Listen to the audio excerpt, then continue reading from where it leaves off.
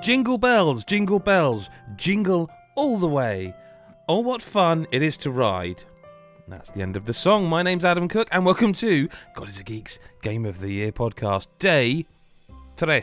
Which, Adam Carroll, what language is that, and what number is it? Oh, come on. Serious. Yeah, but you could work it out. It's the 3rd day. Oh, well, there you go. How are you, man? All right, you feeling Christmassy? Christmassy. You had some cress. For people who are listening only. Yeah, they're missing out on a fine side angle of a tree right here. And it's got these footballer things on it, by the way. Do you know these lads? I mean, oh wow. When you reached into your tree there to pull something out, the scale of what you've pulled out compared to is really strange. Like the tree's like really far away or something. And it's just pulled out this enormous, for those listening, kind of cardboard ball. Is your family big into football? I guess so. I love it. Football's excellent. FIFA Game of the Year. Hey. Chris White, how are you? And would you agree that FIFA is Game of the Year? I Don't would answer not. that. No. Well, that's fine. Never mind. I'm good. Spoilers. Nailing that Jesus.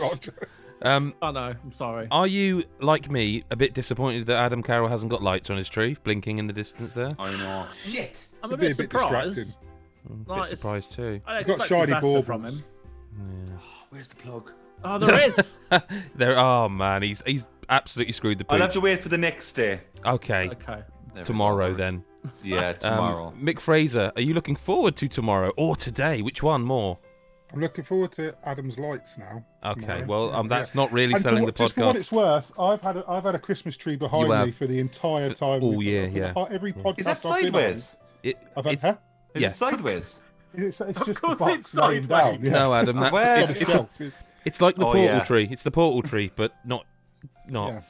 And it is up in the house, but yeah, I'm not in the house. I get relegated to the garage. No, I was going to say that you have a Christmas tree box there because you are in a garage, which is absolutely fine. Chris Hyde there with his velvet curtains, I assume.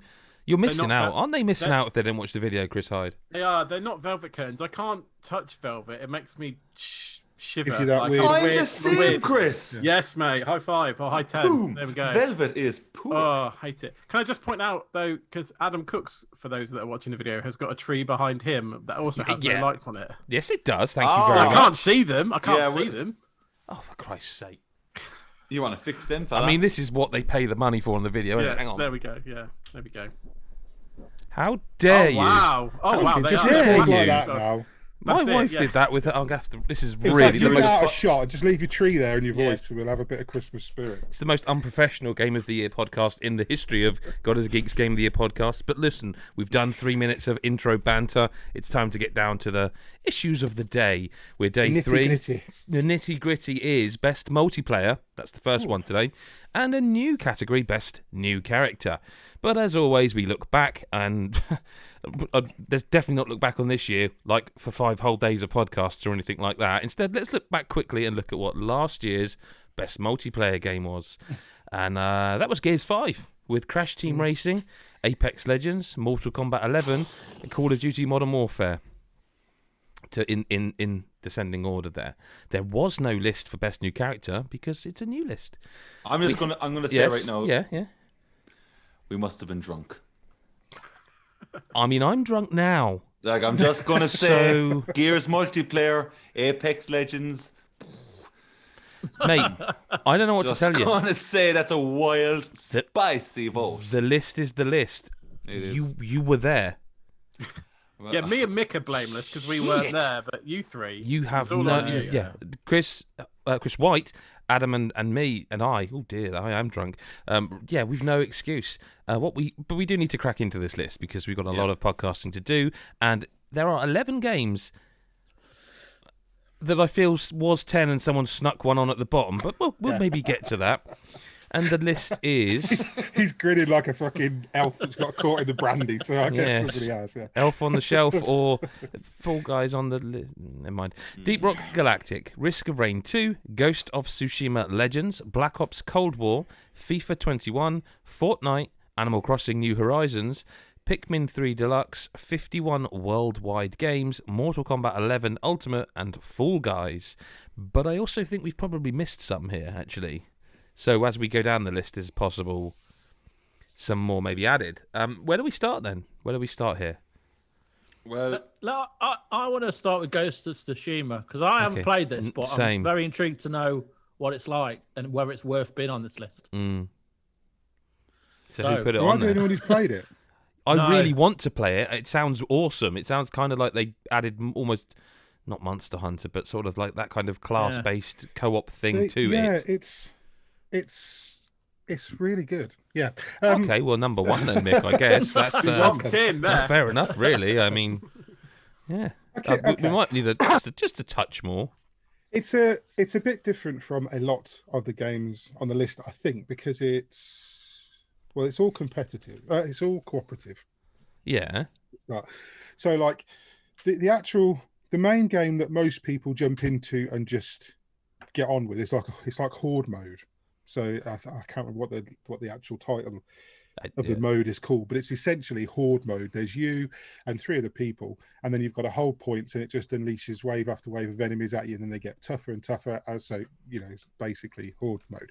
But it's really cool because I mean, the combat in Ghost of Tsushima is awesome anyway, and yes, there's a real sense of the first time I played it, I jumped in, and I think it was about 2 days after it had launched. So there were some people that had just, some people just fucking grind stuff. So there were some people that were already like pretty high up in the levels, and I was like, I've been playing Ghosts, so I knew how to handle myself. Combat's a little bit different. It changes things because it takes your skills away. Like, so in the main campaign, Jin ends up with just fucking 9 million things to kill people with. Well, it takes all that away in the multiplayer. You've only got the skills for your class, which takes some getting used to because you're automatically trying to throw smoke bombs and shit, and you can't do that. But I was playing with a couple of guys who are like really high level, and so every time in the higher levels of the horde mode, every time I started to get my ass kicked, and one of them just like sort of swooped in, like swung in on that grapple hook thing and dropped down and just took everybody out. And it was like Batman's just saved my ass. It's got that kind of camaraderie to it. So the only thing, because again, I think Chris White and I are on the same page with this. Adam, you said you didn't play this. No, I didn't. But I have a group of friends who have been playing it a lot, and they love it. Oh, perhaps they should have come on the podcast, Adam. If Probably you're not going to bother with I'm your fucking on the wrong research, mate. place. I mean, I'm not being rude. But what I've read personally, just to say, like, what I've read about this, I think, and what I've heard about it from other people, I think this sounds brilliant, and I think it's unreal that it's free.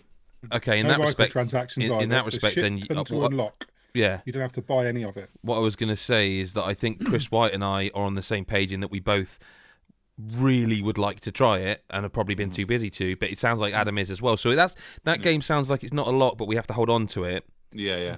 Yeah, because I think so. But it has got. We haven't played it, bar Mick. It has got a second. The other side of it, I'll be really brief. But the other side of it is, it's got whole like story missions. Yes. So they added like there's 2-player and 4-player, isn't there? Yeah. Fully co-op story missions where you've got, and they're quite short. They're quite bite-sized. They're simple objectives like get here, kill these guys, unlock this door, what have you. But they added all that, and it's free. And it's like there's a lot of hours of content there before you even do the horde mode. Plus, you just level up both. You pick one class, get so far, then you could pick the next class, so you can't do everything at once. It's really well paced. So yeah, I'd like you to keep it on the list. No, I mean it definitely should be. I should just say, as you were talking there, I think it's Mr. White and myself have added a few games there. So just to extend that list out from where we were at 11, we're at 17 now, because we've added Streets of Rage 4, Tony Hawk's Pro Skater 1 and 2, Fuser, Demon Souls, Sackboy: A Big Adventure, and Dead by Daylight.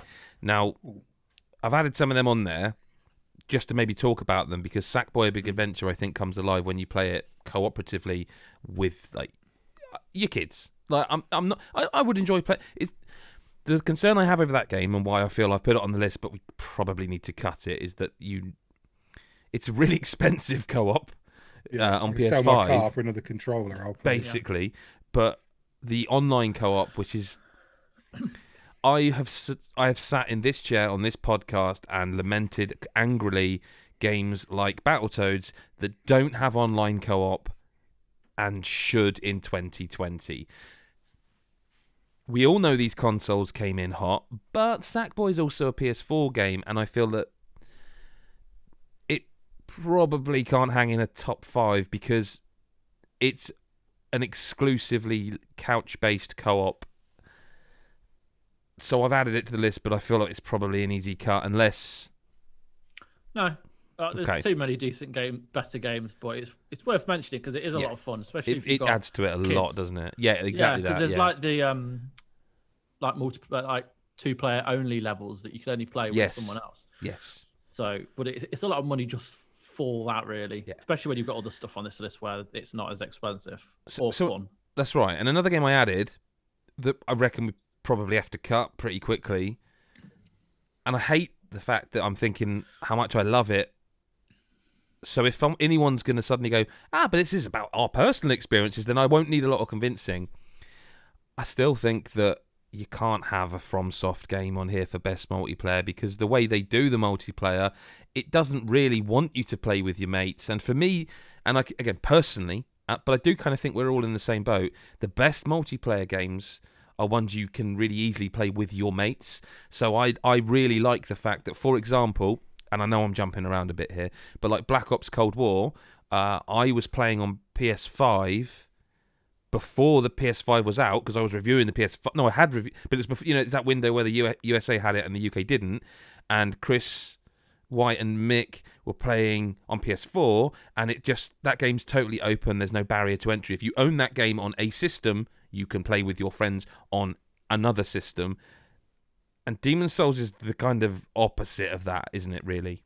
Yeah, I mean, the other thing I'd say with Demon's Souls, even compared to other FromSoft games, is it's even harder to do multiplayer with your friends than other ones in the series. Yes, because you need to be in one of soul you has form to be in soul form, one of you has to be in human form. And on top of that, Chris, it's worth adding to that even and saying that what we were doing, you and I, and in fact Mick and I were doing as well, the thing about Demon's Souls is, and I don't think they ever really truly tell you this in the game, and don't get me wrong, I wouldn't disagree with Mick's review of it, it's a 10 out of 10 game, but the thing they still don't tell you, even now in 2020, is every time you die in human form, the game gets harder.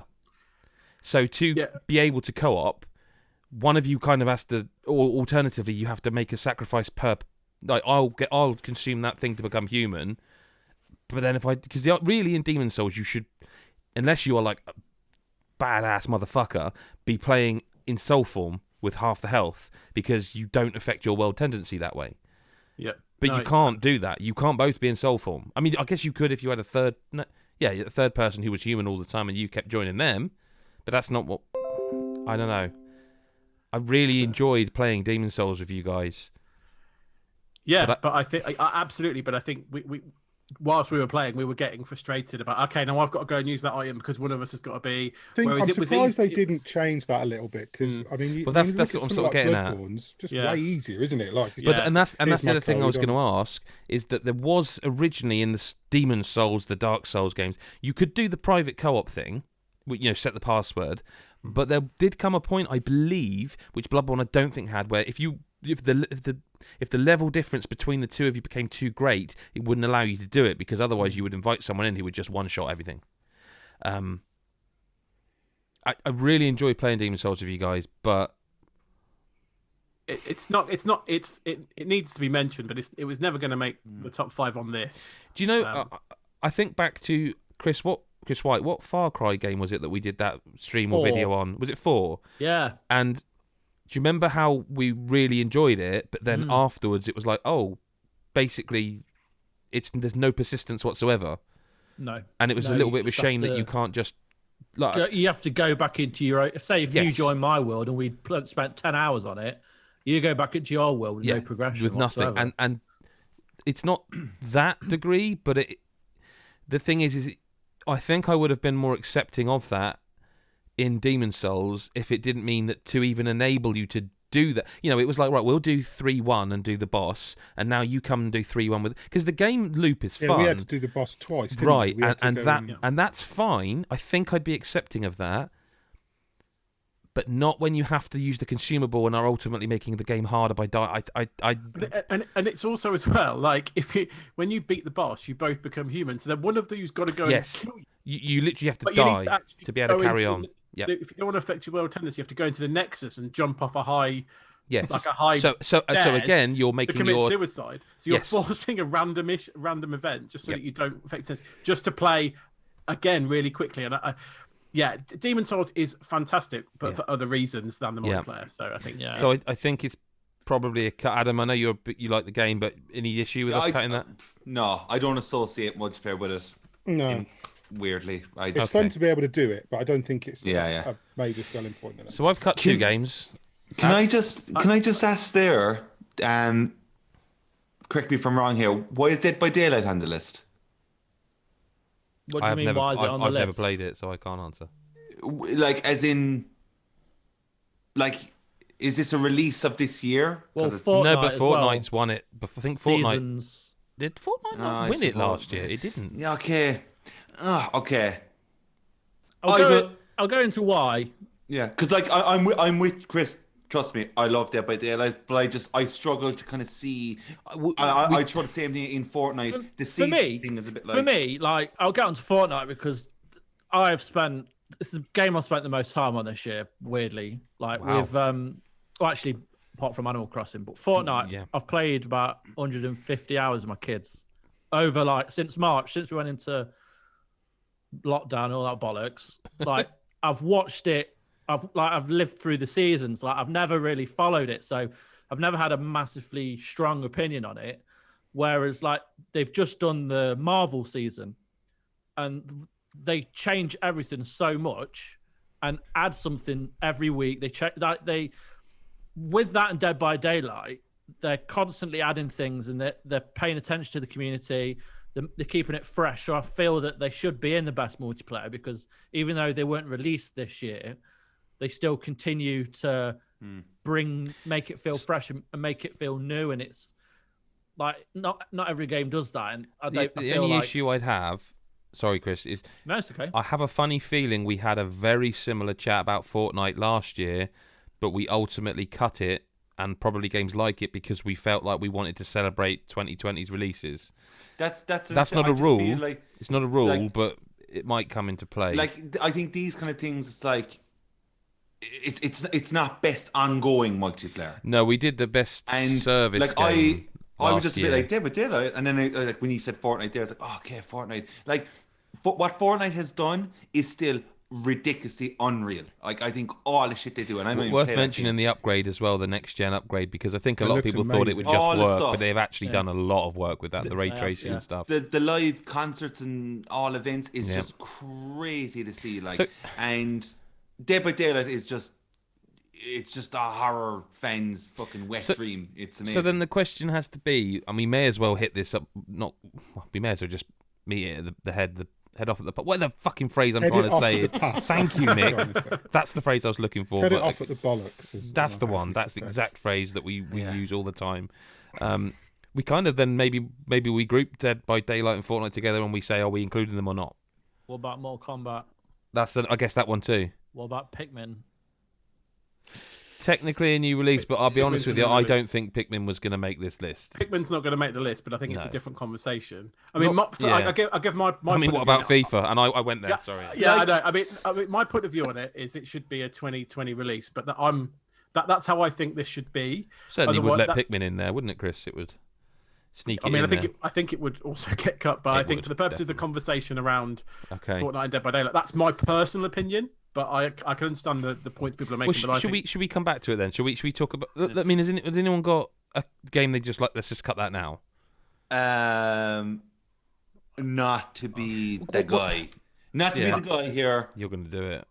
Go on. No, I'm just wondering. FIFA. Oh, okay. Well, that's not what I thought you were going to do. I have absolutely nothing to say about this. Man. I just wonder. Chris, let's just get it. Both Chris's and myself have played a good bit of FIFA. I wouldn't say it was good. Well, this is what I'm coming to. All right, but what I would say, we got into Division 9 on 20 matches. Well, we're still in there. Well, I don't know how it works now. It's upgraded. I think it's all restarted, hasn't it? Now it's all reset. Yeah. Yeah, we had a lot of swearing, But when we did get like that little sort of winning, when we finally got out of that last division and the game seemed to be not cheated, it was enjoyable. There's a massive sense of accomplishment. That's what I was going to get to. Like, I really felt fucking happy when we were winning games. We lost a lot, and we did a lot. I think it isn't down to our skill level. I would say we're playing FIFA like it's supposed to be played. I would say we're not playing it esport. I did some work for a company when it was esports. Of all the little tricks that everyone knows about how to get the ball into the half with a long ball, Chris, where to score from. You can call it what it is. It's cheating. We don't know the cheats. Yeah, it does feel like that. It does feel like that a lot. They're called exploits. Yeah, okay, no, that's fairer. That's what they are, man. That is what they are. We put in some really good football in those games. Yeah. But then when we did get to that point where we were playing well and we were winning, it was fucking great. It was great. But Mick, what Chris is saying there, like, and you're sort of laughing like, yeah, the Xbox. No, seriously, we would play games, right? So in pro clubs, it's you are playing a position, it's you guys together in a team, okay? It's not a new mode. What people would do is they would be doing that too, but one of the team would literally stand in an offside position to fuck up your defensive AI to move and follow them. Like, so their entire job as someone who is sitting there with the controller playing a game with their mates is to just stand offside and to ruin it. Like, that was their...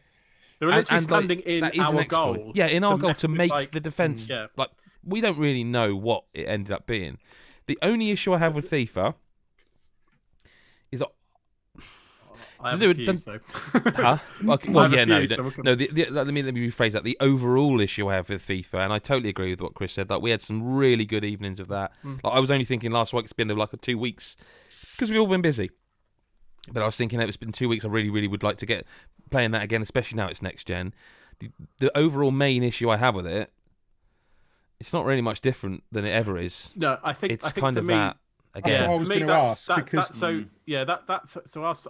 I think this gets cut for a couple of reasons. I think so too, sadly. And the first big reason for me is that FIFA 21, we've said it before, is FIFA 20 just in purple. You know, the title screen's purple. And that's fine, because I've played a load of pro clubs on FIFA 20. I played a load of pro clubs on FIFA 21. I love playing it with you guys as well. But to sit here and say it's the best, it's done something that's elevated. Well, it hasn't. No, but I have to counter you there. I have to counter you there, because it is important that what we're doing here is not the best multiplayer game according to strict facts. This is our best multiplayer game, and that I totally take on board that you play pro clubs every year, hundreds of hours. Yeah, Chris and I don't. Yeah, and this, I can't speak to Chris, but I've been jonesing for a bit of it. No, Adam, of course not. I've been jonesing for a bit more. That's going to make a case for a game later on. Anyway, the other thing that I would say, I'm just going to stop. The other thing that I would say, just because you mentioned it earlier, and I think it goes against FIFA. Quite frankly, you can't play cross-platform, cross-gen, anything. True. And they literally made it harder because they reset. Yeah. So we're in a situation now where my friends now the PS5 version of FIFA 21 is out. Oh shit! So if they didn't upgrade, so they haven't managed to get hold of a PS5 yet. So you can't. So now we're literally like, well, we join most nights and we're like, okay, that guy's here. Do we play FIFA and just go, we're purposely not going to play with you now or whatever? Because presumably you'd have to play on PS4. We'd either play on PS4 with him, the PS4 version, or play as PS5 without him, or play something else. And I just think that's in this day and age. No, that's really, not. No. Do you know what? Really that's a strong enough case for me to be like, yep. When something like COD can do it so effortlessly, I just think it's a There's negative. Absolutely no reason. In fact, you know what? I can go one further. I was going to go, oh yeah, but then COD have got their Activision account thing. FIFA literally has that. You have to have an Origin account to log into Ultimate Team and to be able to play that online. Yeah. Shit. I love FIFA 21, and I hope we play more pro clubs and we'll win Division 1, lads. It'll be amazing. We won't. Okay, fine. All right, we will. Fine. We will. Me and Chris will then. Yeah. Sack Adam.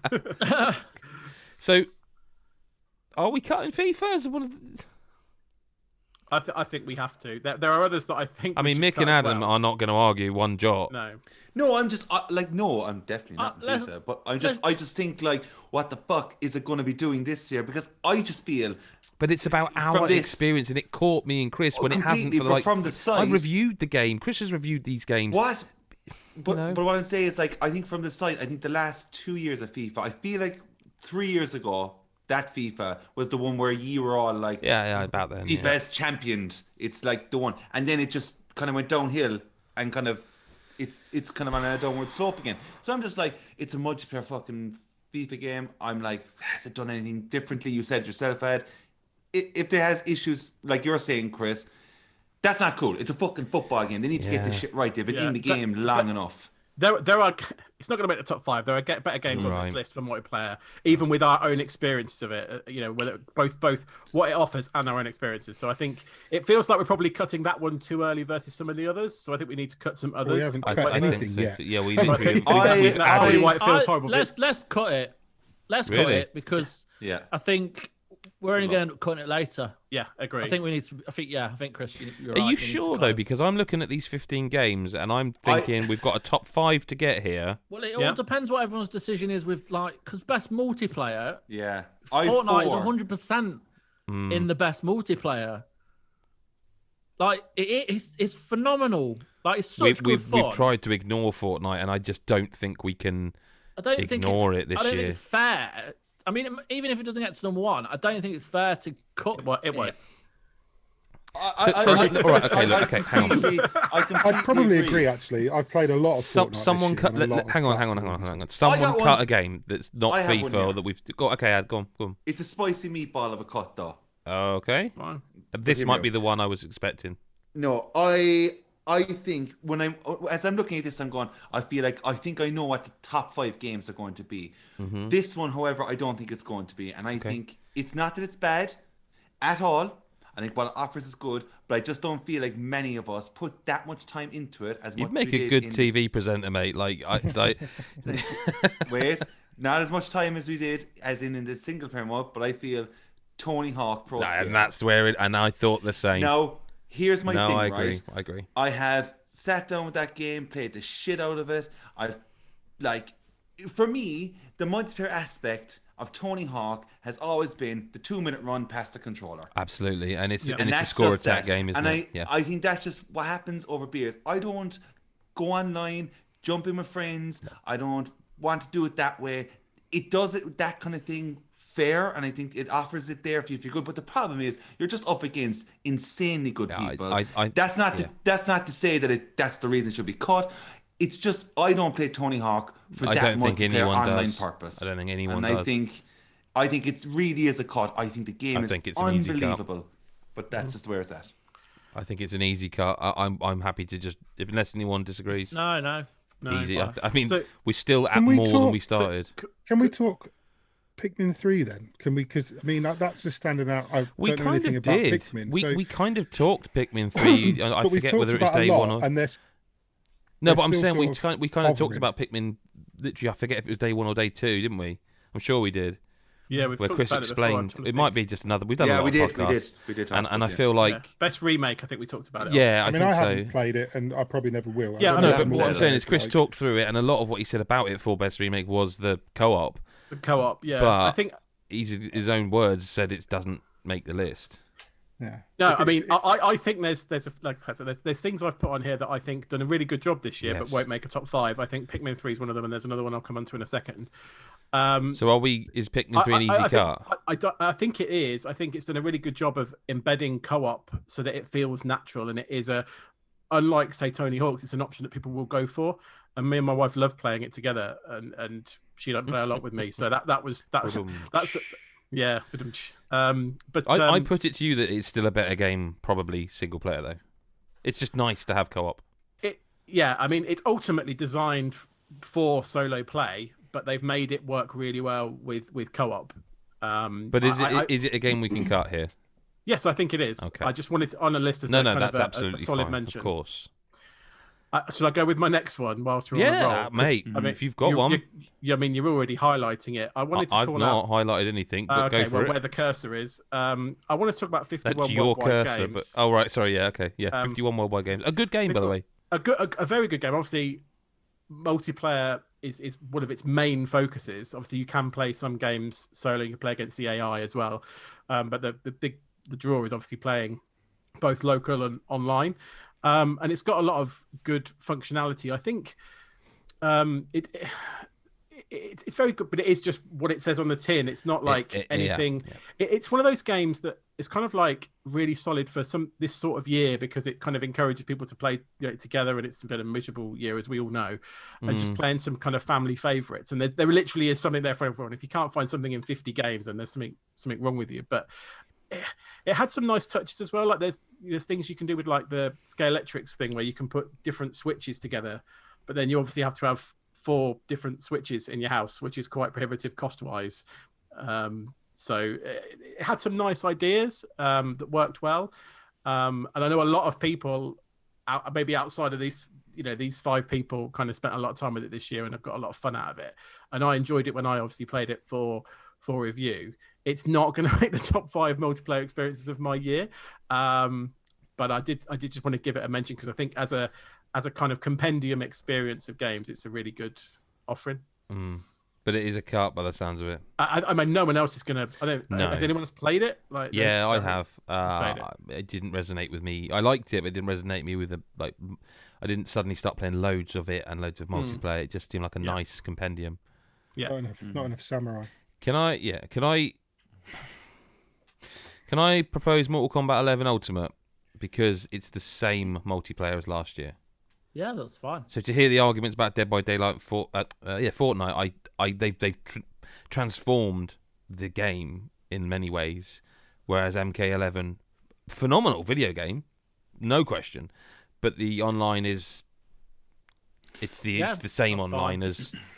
Did Mortal Kombat 11 come out last year? It was last year. Yeah, it's 2000. Yeah, I literally read it. I think as because it's on the list of top. It was. 5. I literally read it as one of. Yeah, it was number 4. So we're happy to say goodbye. Okay. Yeah. I'm just gonna say you should cut FIFA.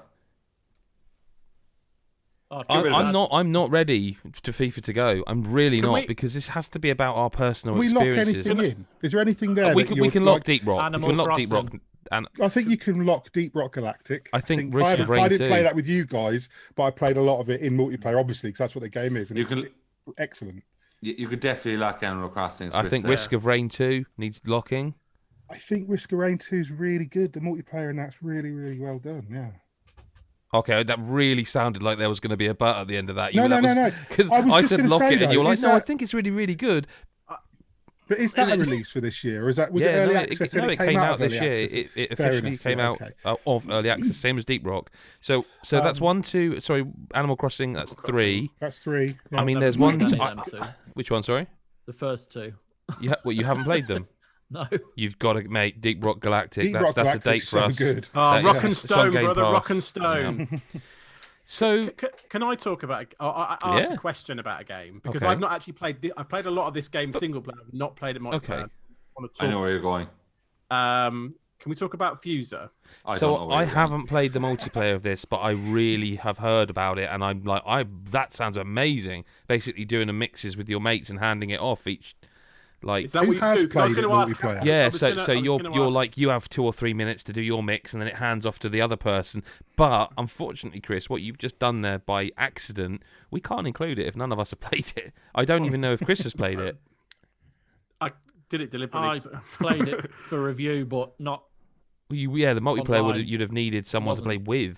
It was. I played it with my kids, but it's not the same because she was 9. So the songs they don't have a clue about the songs. It's not the same kind of experience. It was more the community of it all and on uploading your songs but not. We have to. It's cut not.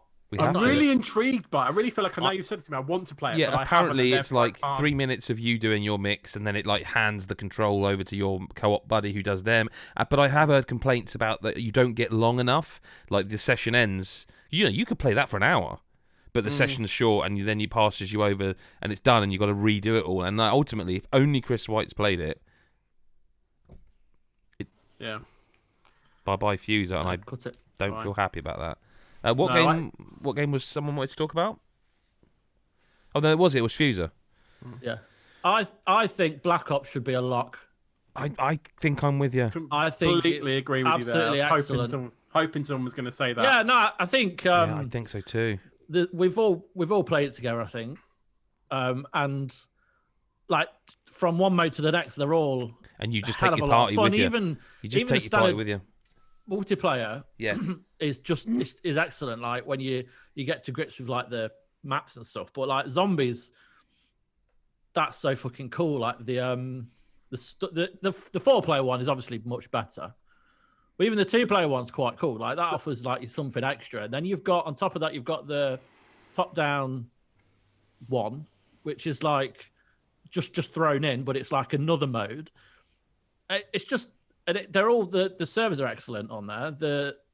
It just feels, because the game's so good to play, it's so satisfying, especially when you're going through that laboratory and you're unlocking all the different, like you're breaking down doors and breaking down barriers. And I watched my kids.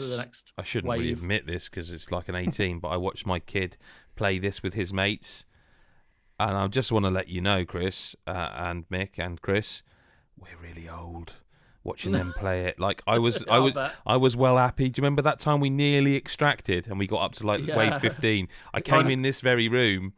They were at wave 30 something, and they were just playing for shits and giggles. Yeah. I was like, no, I mean, I'm not used to it yet. I've just not. Back in the day, and that was his first go, and his mate, it was like level 57 or something. And it's like, some of the stuff in Zombies is incredible. Some of the stuff I've done with my friends, like unlocking stuff, hidden stuff. Some of the guns that just sucks the life out of zombies. To refill ammo and stuff. It's so good. Something I would just never find on my own. There's so much hidden stuff in that game. I played it last night till like 1 a.m. just to go, oh my god, like we get to around 30 and you're like, I've just lost like 2 hours. Like what's happened here? So is so good. Because the only person I can think that might disagree with this is Adam Carroll, but I feel like it's getting the room vibe as it's a lock. Yeah, this is one that I think was going to make it. But then what I would say to you guys is that means that we have 4 out of 5 locked, which means Ghost of Tsushima Legends, FIFA 21, Fortnite, Fall Guys, Streets of Rage 4, and Dead by Daylight. One makes it, and the rest have got to go. So I will say I'll just quickly say about the one I put on. You're the both list. Pointing to the sky, Chris. That's it, Chris. You can cut Ghost of Tsushima purely because I think if you guys had all played it, I think we probably would be saying differently, but you haven't, and it's just based solely on me telling you. It's a bit like Fuser in that sense. I think if we don't play what I can say is it's the one on this list that I most glad it got a shout out because it deserves it. But yeah, you can. But definitely... it sounds like such a fucking upgrade for its multiplayer. But man, this isn't best mode we want to play or best multiplayer we wish we'd played, is it? It deserves to be on a list. It deserves. I'm glad it had to be mentioned, and it's been mentioned, guys. And if listeners, viewers, play it. I mean, speaking of guys, Fall Guys is actually robbing a living here still on this list still. But yeah, I'd take that off. I mean, there's no point because we literally need one game from these 5. So no 6. So, who's not played Risk of Rain 2? I haven't. Who's not played Deep Rock Galactic? That's just me. I haven't. Oh, Adam. And Adam. Yeah. Right, tell us why they deserve. I'm not like arguing the point. Deep Rock Galactic want to know because they've kind of just been Deep Rock Galactic is a marriage of Minecraft, Left 4 Dead, any other games, but that's that sort of vibe. And the atmospherically, it's just a fucking incredible. But it's not even that, man. What I like the most about it, I think, is how each of the 4 dwarves, and that's what they are, before anyone starts writing an angry letter, each of the 4 dwarves in that game are so different.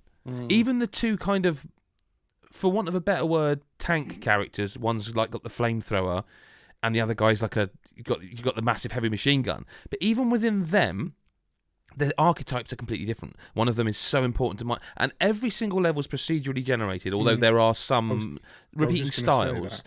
But what I find so fascinating is that every time we would play 3-player or 2-player, in other words, not have the full 4-player quota and all 4 of the dwarfs there, every single time there would be a level where you were like, I wish we had that one. Yeah, I really wish I'd gone the flame guy. Well, he's not the flame guy. He's the digger, isn't he? He's the guy with like his melee weapon as he digs.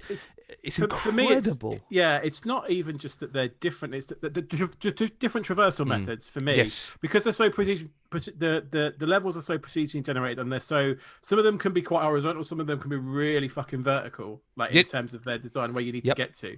Yep. And which means that you never quite know whether, I'm sure you'll mention at some point I'm always the guy with the platforms, but you never change class. I still haven't played that class because you won't fucking relinquish control of him. I know. Well, that's because I'm better than you at them. So anyway, how can you be? I've never played it. Even in therefore, single by default, player. I'm better. Therefore, I'm better. Okay, you've got me by on technicality. Yeah, we can't afford to take anyway. But I guess the point is, like, I guess technically they're all useful in their different ways. They're just each one. You might say in a certain scenario you'd prefer that method, but I would argue not just different, complementing one another. Absolutely. So Chris, to explain, and to you and Adam, like Chris plays what's the class character called again? Engineer, who has a gun that fires platforms, and by that I mean if you aim at the wall and shoot it, a platform will appear like a foam, I guess. Yeah. Okay. But you still have to get up there. So playing as the gunner, his sort of tech ability is a zip line. So Chris fires a platform on a sheer wall that you cannot scale easily. I, as gunner, fire the zip line just above it so you can zip wire up to it and drop onto the platform. You've scaled the wall. Because my zip line doesn't necessarily, it's not infinite. I can only fire a certain distance or a certain angle, and all that's upgradable, by the way, and you can change all of that via just currencies you get by playing the game. Factor in also the flame guy, who is also the kind of the mining guy, I guess, out of all of the 4 mining dwarves. And he could, if you wanted to, because he has like he's basically got like these fists that are drills. He's the driller. He's literally the driller, isn't he? You could technically drill into it and kind of snake your way up high. Not necessarily the quickest way, but it's a and we've had levels where I like went that character. And that's great because you can just burrow. You are mining through walls to discover all these enemies and these special things and these resources. And then you play a level where I just fancy being the gunner, and you'll come across something that you're like, man, I wish we had a digger right now because he could just smash through that. And like there's the other guy is the scout, and he has so in this game you're in caverns, you're in caves all the time. I always play scout. Yeah, scout's really useful because in this you can throw flares out. You've got 5 flares. I think 3. 3 or 5 flares. But once you fire them out in quick succession, you have to wait for that to recharge. It's another skill. But the scout has a flare gun, so he can shoot a flare to a bit of glacier hanging down, and it's like illuminated the room. So again, so useful. He's also got a grappling hook. And games of grappling hook get my attention, and that grappling hook is awesome. It feels like, to me, I guess, like one of the most cooperative games that I've played this year, in the sense that, obviously there's others on this list where you're playing together to achieve something, obviously, but I feel like Deep Rock Galactic, you really need to use everyone because to Adam's it's point, a better game in multiplayer. Yeah, it is a better game. You can play it on your own, and there's a thing that he calls Donkey. It's like a robotic resource holder, and you press a button or a button on your controller or your keyboard, and you call the donkey to you. It comes to you, so you can dump your resources like your gold. You can dump it all in there, and so it's saved. If you play in single player, you kind of get a second little robot, like a little kind of like a drone that follows you around and it shoots and it can mine for you. It's not the same game. It's still a good game and the idea is good, but this is a multiplayer game. And it makes it really annoying when Adam just goes off on his own and just goes halfway around the cave on his own and just leaves you to die, because it feels like you're playing a single player game when you're playing co-op. So, but I don't know if this is a byproduct of it being in early access for so long before it was released, but there's also so much smart stuff in terms of the way you progress. So, for example, I was playing as one class and I had like a grenade, and it's a grenade. But then if you level up certain bits and you get the currency, you can unlock cryo grenades. Now in this game it's a bit, I'm going to assume everyone here has seen Starship Troopers and probably enjoys exactly. What a show. So think of the enemies of Starship Troopers coming at you in mines in a Minecrafty type of situation, right? Excuse me. Then you'll get the big ones. So there's loads of little sort of scorpion-y, spidery things, but then you'll get the big one, and he's got the really obvious glowing weak spot, but he is just racing at you. But then you've unlocked the cryo grenade. And all of a sudden, you can freeze him on the spot. The rest of your team get round because there's actually an achievement for him give you the most damage. So it is actually a team and he always element. used to go after you. It's he quite did, funny. yeah. There was a team element to that to lock that achievement. Kind of like you go Liam Gallagher style. Do you know what I mean? Like, you fucking heavy, and you get him to come at you, cryo him. All the rest of your teammates around the back shooting him in the arse or the weak spot. It's the best one in this category for me. It's actually one that was in my top 10, full stop, until recently. It is. Like, here's the thing. Brilliant. I think I've heard a lot about Deep Rock Galactic and Risk of Rain 2 this year. Yes, I've seen footage of it and stuff. It's just really hard to, like, unfortunately, I wish I got around to both of those games because it's just hard to sell a multiplayer game to the likes of me and Chris when we haven't played it. I actually think, I can't speak for you, Adam, because your multiplayer habits are slightly different. I think Chris White and I share quite a lot in terms of what we like in a multiplayer game, and a bit like we said about Spiritfarer, I actually think if Chris had the time to play this one, I think he would probably have it in his top 10 of the year. I don't doubt it shouldn't be in there. No. But that's how strongly I feel, by the way. Our like, best multiplayer. It's Yes. clearly a favourite, so absolutely it should be. Yeah. Let's look at, right. I reckon, sorry, Adam. No, you're fine, Chris. Fine. I was going to say, we should cut Fall Guys, FIFA, and Ghosts then. Discuss Streets. I think Sorry, we so should Fall probably, Guys, Ghost, should probably and... cut Dead by Daylight as well, because I think I'm the only one that's... Oh, and Adam, the only one that's played it. And everyone should play Dead by Daylight. It's so good. So is it free? Dead by Daylight. I didn't play it till about... Is it free to play? No. But It was, on wasn't PS it? Plus once. I think it's on Game okay. Pass. It's on Game Pass. Yeah, I it is think. on Game Pass, yeah. Yeah. And if you had it on PS Plus, It's really great.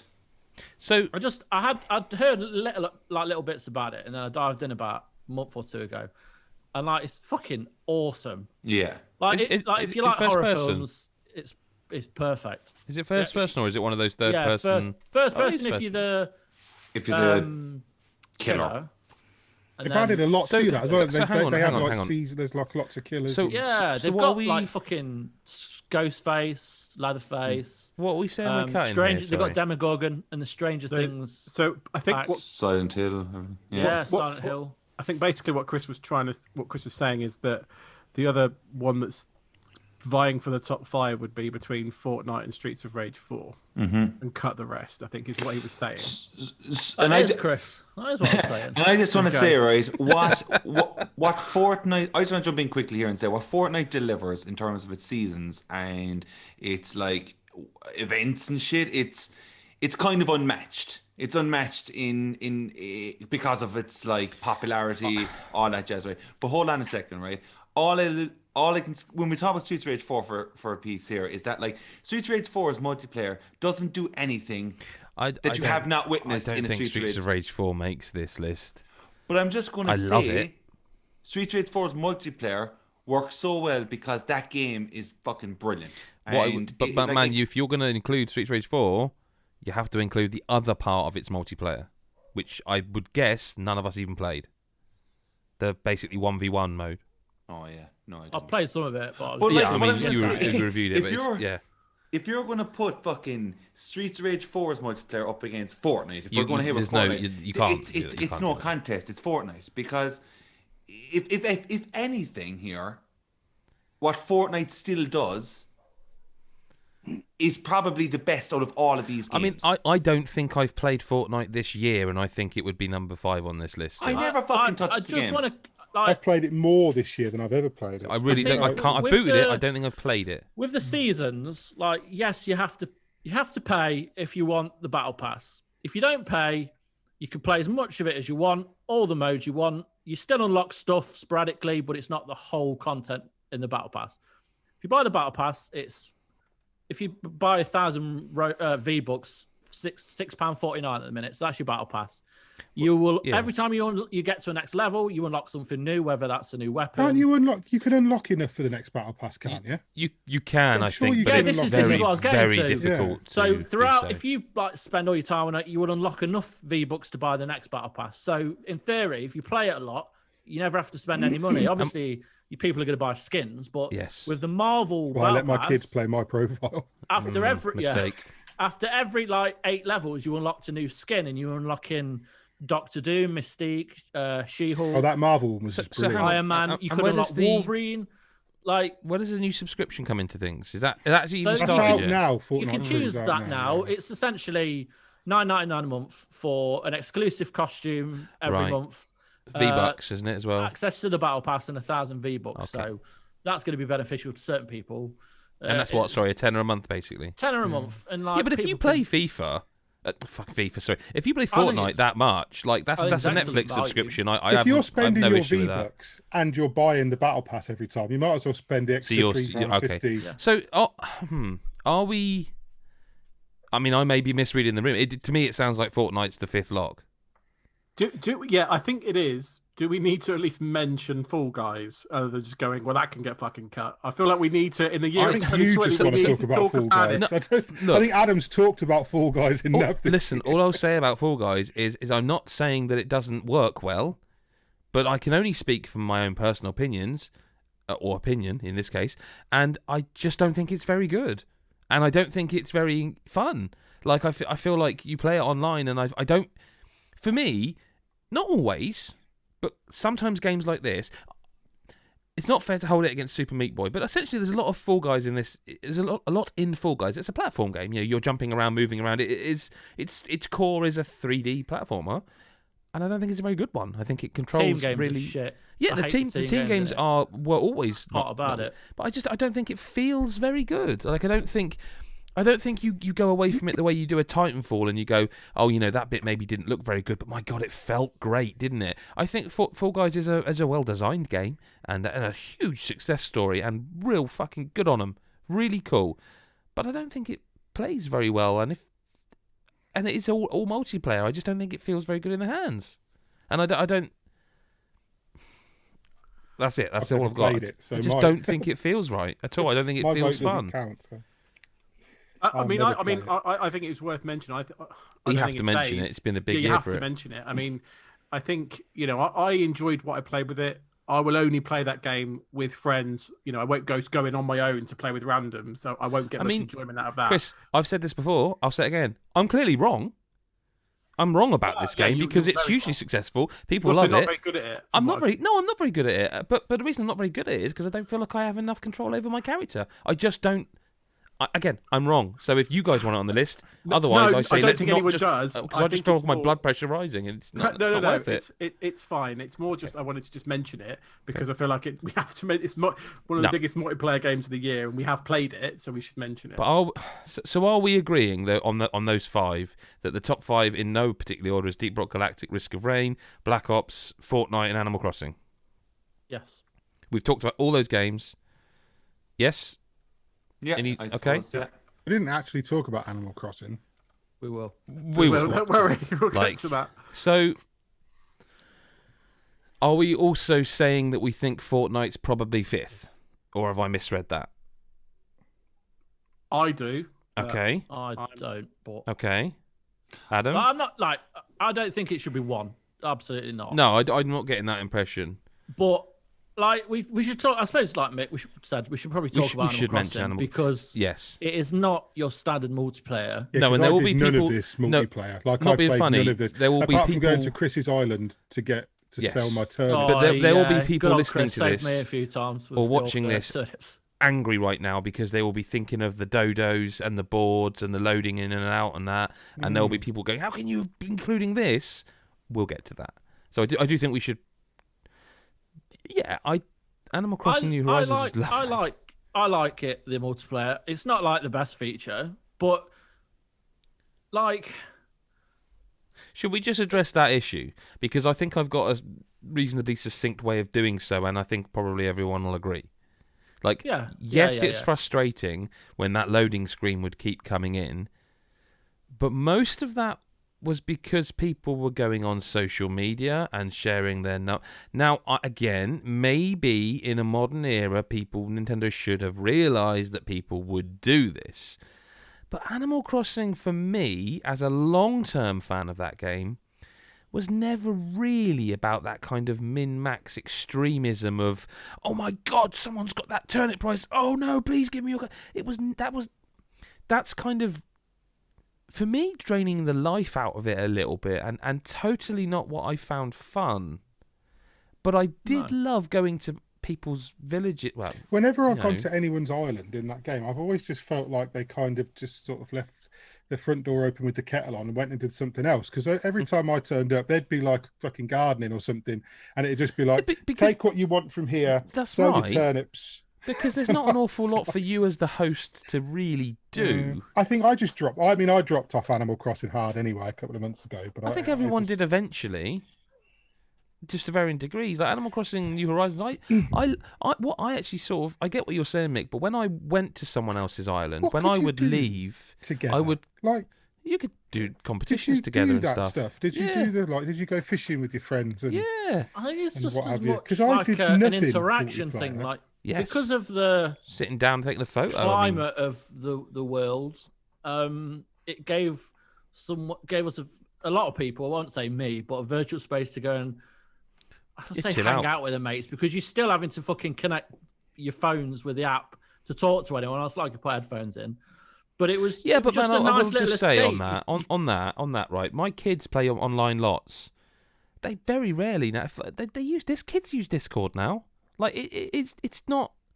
I'm not defending that shitty multiplayer app at all. But people use lots of different, like House Party, Zoom.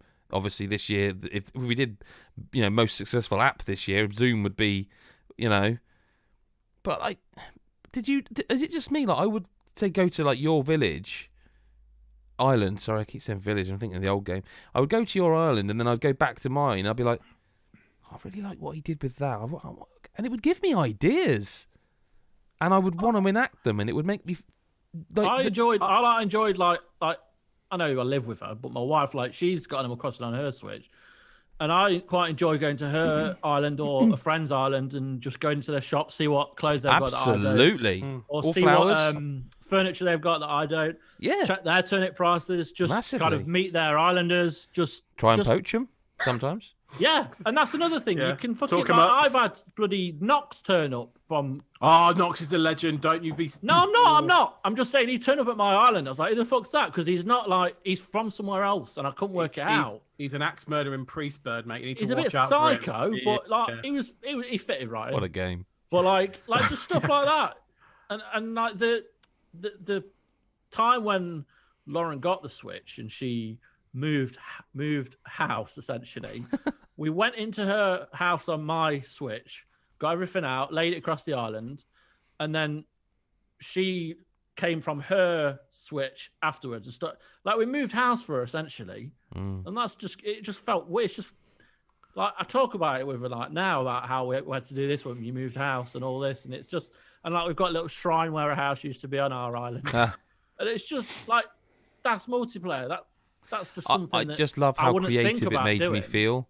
Like for me personally, I get so little time to myself, as it were, these days, and I would love how visiting via multiplayer someone else's place would make me feel like reborn creatively, and I would come away going, oh man, that was so cool what they did there. I want to see if I can do, not that, because I'm not going to copy them, but it would make me feel, like refreshed with ideas. Inspired, yeah. Yeah, the inspiration of seeing what other people's, it just, I mean, if there was an award for most timely release in the history of video gaming, it would be this video game. But I do think it also, apart from just being that kind of lovely experience, that just lovely thing it is, I think it actually helped inspire people creatively. And so yes, the multiplayer has issues. Yes, yeah, all right, it does. It's not designed, and that's the other thing. It's not designed for you to put your game code on Twitter and have 100 people. It's just not. And rightly or wrong, for ill or good, that's not what they had in mind when they made it. And I kind of feel artistically, when you do create something, you can never be fully sure of how people will take it. This maybe was avoidable and predictable, but I mean, look, I'm probably just gonna lay my cards out right now. For me, this is number one. Okay. And for me, and there's a few reasons. A lot of what you guys have just said. For me, well, first off, looking at those 5 games, that's the only game on that list that we've all played. And it's the only game on the list we've all played together. Fact. And so if we're talking about our 5's best multiplayer, I think that's a very strong argument for it. Now, I get there's Mick might come in and go, well, that's a technicality because I visited Chris's island once for turnips. But I'm not. I mean, guys, this is your party. But you Animal did Crossing. do I mean, it. I liked it. It's very twee, but I didn't get what a lot of the world got. I mean, I was obsessed with it. But for you months. did Didn't play, visit his island for turnips. Didn't play anything else, you know, for months. I, you know, got my 5-star island, did all that stuff, loved it. Then just dropped off it, and now I went back to it a couple of weeks ago and was like, I don't know what the fuck I was doing. And I think it was the lockdown thing, and because it's so nice. But I mean, this is your party. You guys can put this wherever you want on the list. I'm not going to argue with you. I mean, you know, it's a great game. It does something that none of the other games on that list do, and it's multiplayer, which brings to bring people together without violence. For a start. Very true. I mean, that in this day and age is worth fucking shouting about. So, I mean, I want to hear what Adam Carroll. Yeah, I was going to say, Adam Carroll, talk to us about this game. I dreaded this part of the podcast. So I think I'm with Mick on this. I feel okay. Let me just get this right here. Nah, there's no way of getting it right. I think if Animal Crossing is something people are passionate about, I understand. I think the reason of it coming out during the time that it did really elevated its popularity massively. And I think every person that will mention Animal Crossing at their end of year list will say that probably exact same phrase.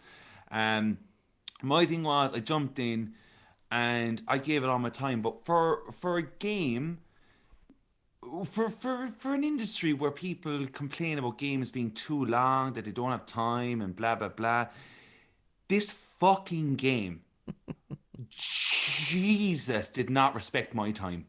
And I think as I played it and the more I went down, I was like, I can't fucking do this. Like Mick, you got a 5-star island. I didn't even fucking go near that shit. I didn't. When it stressed me to such a degree where I had to spend so long getting a bridge built, I was like, okay, Animal Crossing, all right. I think the loading times are too bad. I think the dialogue, the repetitive dialogue, is too much. It was just rinse repeat constantly, and I'm not trying to this is just how I feel about it. And multiplayer purposes, I think Chris White, you did say the interaction and stuff. I think that was what was the best part of this game, was seeing everyone talking in our Discord anyway. There was an Animal Crossing Discord set up, it's still in there. It's still there, and people still for weeks go on, and I think that was super lovely, and you can't take that away from anyone. That's all great. For me, I was just like, I'm not getting it. I'm not getting this. It's too slow. I felt under pressure almost every day, having to geez, I need to log in today to get my shit, to get that bottle on the beach, to get my fucking bits and bobs, And then I do that and I zip out of it again because I'm like, I got that. That's grand. And I just don't have patience for that kind of a game. I think it's much better if do you have anyone else living on your island, friends or anything like that? Yeah, but I did all that. But see, the thing about it, Chris, as well, is that I don't have kids. I'm the only one here who doesn't have kids. I mean, I think because my kids don't really play it. Funnily enough, it's my wife that plays it, and I'd log off at night the night before, and whenever I go back on, I'd walk around the island and I'd see she'd built something, and I'd be like, oh, that's cool, or she'd left something outside my house, or we used to do bridge that, had been funded so that now we don't have to put bells into that, and we'd work together. What else do you want to do on the island? I would look forward to getting the present each day off of my wife, or I would send out. I really would. It's it was quite a satisfying thing to just you're virtually living on this island, and it's just quite cool. Yeah, but all those feelings are completely acceptable. But this is just, to me, Animal Crossing again. I've played them all, and I'm just a bit okay. That game needed to be faster. It needed to run faster, and that's a huge thing for me. It's it's too fucking slow. And like, I don't know. I don't agree there. I don't agree. Oh, lads, I do agree. It's too slow. Like when I'm digging holes and shit, can I just say we maybe need to hold that convo for later in the week? We're kind of talking about game of the year. That is game of the year stuff, but okay. So what I'm trying to say is, it is game of the year stuff I'm talking about there. Multiplayer wise, Animal Crossing is at its best for sharing positive moments for the time that it was. That it is, and that it still is. Like, that's the strongest aspect for me that I can say about the multiplayer of Animal Crossing. Well, so what I would say is I feel like we have genuinely here talked a really good chunk of time on all 5 of these games. Mm-hmm. I don't feel we're even slightly close to... I mean, does someone want to shout some numbers out here and see how we feel? Because I don't think we're even... I don't think we've got a number 5. I think you could probably put either Risk of Rain 2 or Black Ops at 5, to be honest. Okay. Because Risk of Rain 2 is good. Like, it does a lot. It's a good game. It's great multiplayer. We haven't really talked about it an awful lot. Not all of us have played it. And I think,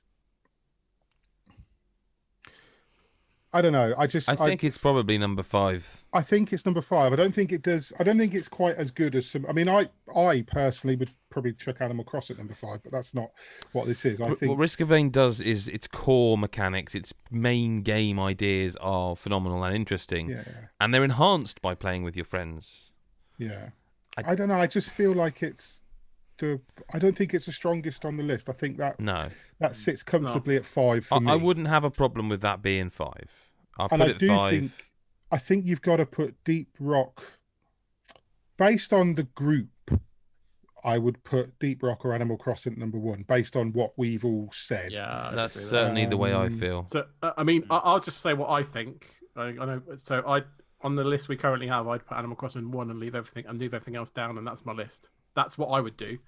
But I don't think I can't, because for me, Animal Crossing does have flaws, and I think Deep Rock Galactic as a multiplayer experience is flawless. Do think as an overall experience, I think Deep Rock and Black Ops Cold War are probably stronger than Animal Crossing as an overall experience. Like, if you're talking multiplayer, like if we all sat down to play, what would we get the most out of? I know that's not what it is, but I think Animal Crossing emotionally is number 1. I think technically,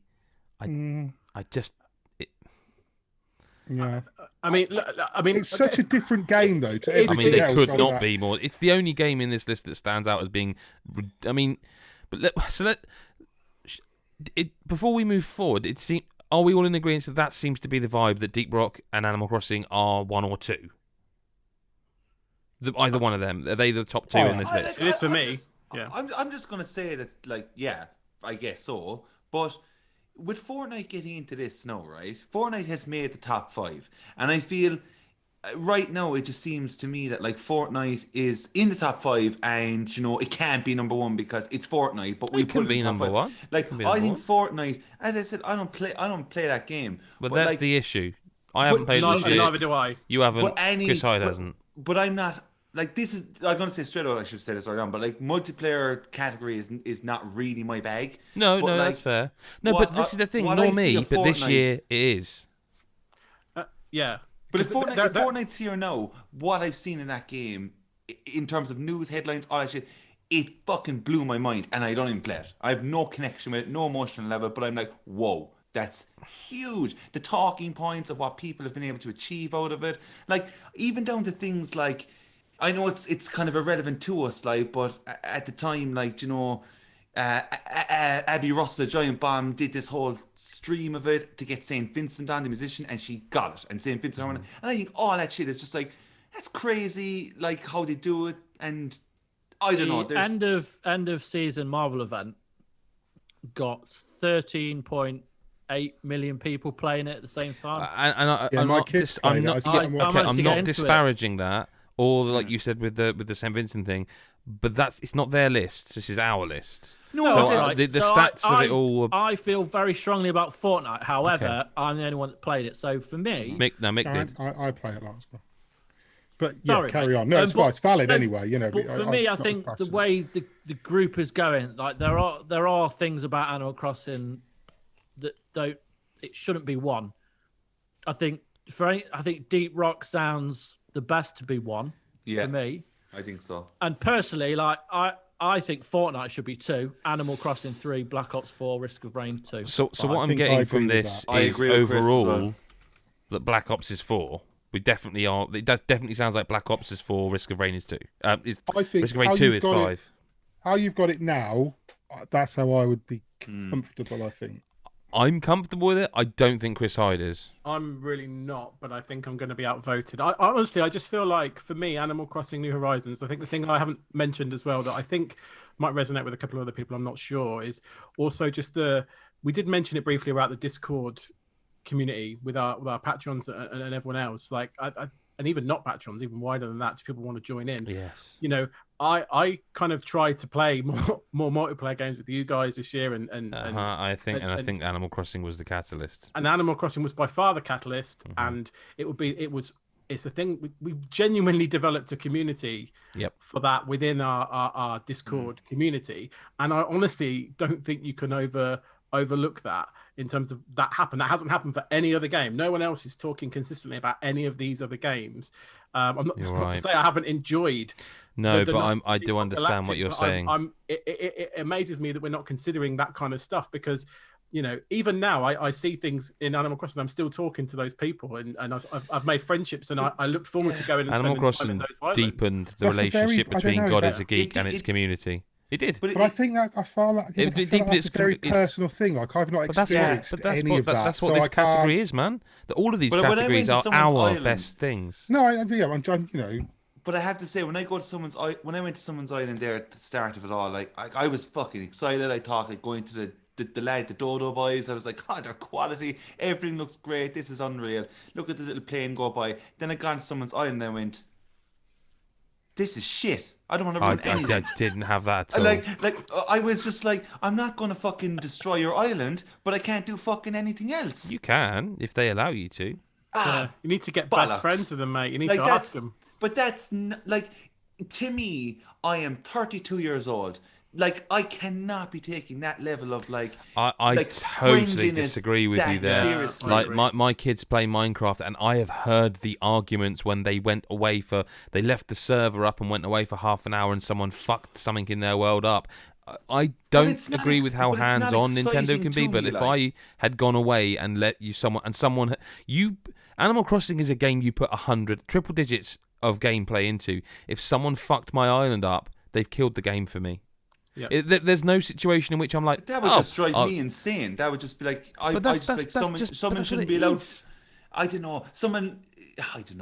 I just think if you gave someone the permissions to do so, they could go around digging up your island and stuff. And what I was going to say is, Animal Crossing for me is not the game where you go, okay, fair enough, I'll start again.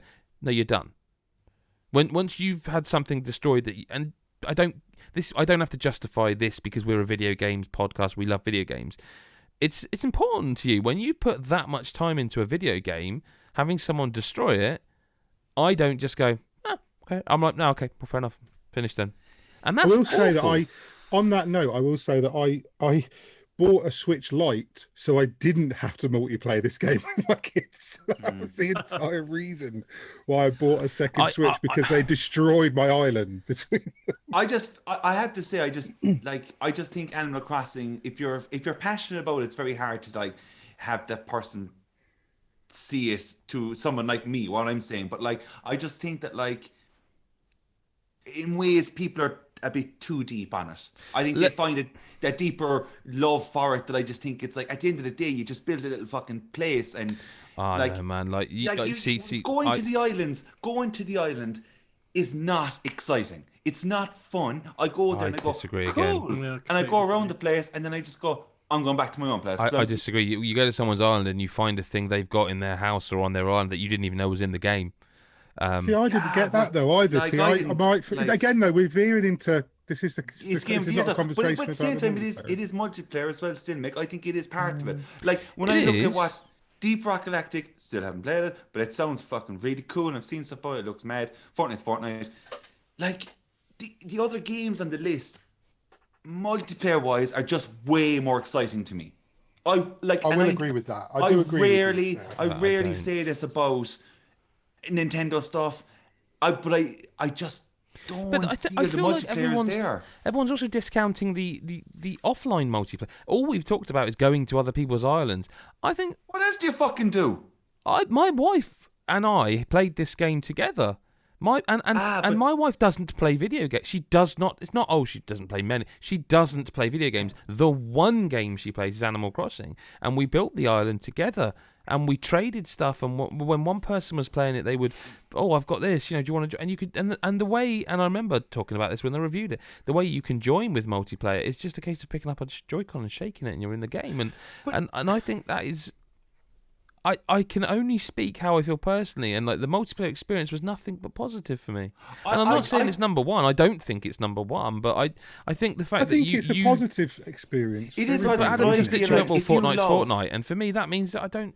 No, that's not. That's just him speaking. It's not Chris White. I know he feels stronger, but like to just go and Fortnite's Fortnite, I just feel like Fortnite didn't define a year for me. Animal Crossing is a part of a and someone who's into games in a way I am. Animal Crossing was a defining part of this year, and a fucking large one. Yeah, but I just feel it's crazy that like if you love something, loot in it. If Animal Crossing is loved as much, that was what got me every day. The presents and the bottle on the island. I didn't care what other people were doing, but that's just me. That's just. I find if you're an Animal Crossing fan, I find it crazy how you wouldn't be like a Sims fan and stuff like that. I'm not. But I don't understand that then because Animal Crossing's always been a game I enjoyed, and it's always been the game my wife plays. It's always been the game that you have that little community, and this game, because of the way where we are now with online stuff, allowed that community to become something far bigger. And I don't think it's fair to say, oh, fucking hell, yeah, you have to, I'm on that island trying to min-max my turnips, and then 10 people joined, and it was a waste of my time, and the game crashed. It wasn't designed that way. Look, I just don't get the multiplayer of it. I don't get it. I don't get the excitement at all. Okay, right. Let's pull this back a bit. So, Risk of Rain 2, we have confirmed is number 5. Are we confirming Black Ops Cold War is number 4? I think because we haven't really fought for it, I think it can sit at 4 and nobody's going to. I'm going to lock this in unless I hear someone say otherwise, because we are going to spend 6 hours on multiplayer. I think we've got to lock these two. Go on then. I love it, but I'm not passionate enough to really argue for 20 minutes over 4 versus 3. So I think the only way to find these number 1, 2, and 3 is to do the old-fashioned, let's take a vote. And I'm going to come to Chris White last for a reason that I suspect we all know. Adam Carroll, tell me so if we're assuming Deep Rock, Fortnite, and Animal Crossing are 1, 2, and 3 in no particular order, Adam Carroll, I'm assuming Animal Crossing is 3. Yeah. Okay, Mick Fraser, what is your number 3? Animal Crossing. Yeah. Chris Hyde, what is your number 3? Fortnite. I'm also going to say Fortnite. So 2 Fortnites, 2 Animal Crossings, and Chris White. I do love making you choose between your 2 favourite babies. Deep Rock Galactic. He could say Deep Rock Galactic. No, I'm not going to say Deep Rock. I think that should be 1. Even though I've never played. Okay, fucking hell, fair play. I can't. Fortnite. I'm not going to go into personal reasons, but like both of these games, I imagine, are quite personal to you. Like Fortnite with your girls, Animal Crossing with your wife. Yeah, it's like fuck it. I'm not. This isn't a story to make people like, oh, bless him. Yeah, it should be 2. But just with my eldest is just turned 11. Okay. And she's got a phone now. She's got a boyfriend a few months ago, and she's she's texting him all the time. But it's one of the only games like she'll still play with me, and it's like it's a weird transition. No, I know, I get it, man. And, like she's my little girl, but that's starting to change now. Oh, mate, she's growing trust me. older. I get it. I don't like it, but she still wants to play on Fortnite with me. So. And even before then, since March, even before the Marvel event, there was the thing with the sharks. Like, there was a different... Still brilliant moment. In terms of best moment, that should maybe be on this. So much about this game has changed in just the last year. And Epic, they are so good at what they do with Fortnite. And I can't... I'm going to change my vote. Chris... No, let me explain. Chris hit a nerve there with me that I never thought would come up on these podcasts. My kids are a bit older, and no, I don't want to bring people down. I am currently, because Mick, I think my kids are older than yours, aren't they? Even yeah. So I think there's moments that, like, you know what? I don't know, Chris. I know you got an iPhone. You know the new thing where sometimes it'll put like a random picture will appear. You know, like, and it's one from, you know, you've had an iCloud account for fucking, and one will appear of like my kids when they were like 6 years younger, and it fills me with an enormous, tremendous sadness that I have no way to articulate, because I fucking miss them needing me so much. And what Chris has said there about his daughter's got a girlfriend, a boyfriend, not that would matter either, but you know what I mean. He's got a boyfriend, and he can feel what he's feeling right now is the start point of where I am now. And I look at that like I have this controller here. This is a video thing, still boxed, that I got because I wanted to play multiplayer Sackboy with my son, and it's still boxed, which tells you about. And that's a parenting thing. But for me, the biggest key to these awards is that they're personal. And I think Deep Rock should be number 3. Street to Rage 4 number 1. Absolutely. Because Deep Rock is a phenomenal multiplayer game. But the thing I love, and maybe too emotional too early for this the Game of the Year stuff, you know, I normally save those speeches for the last one. I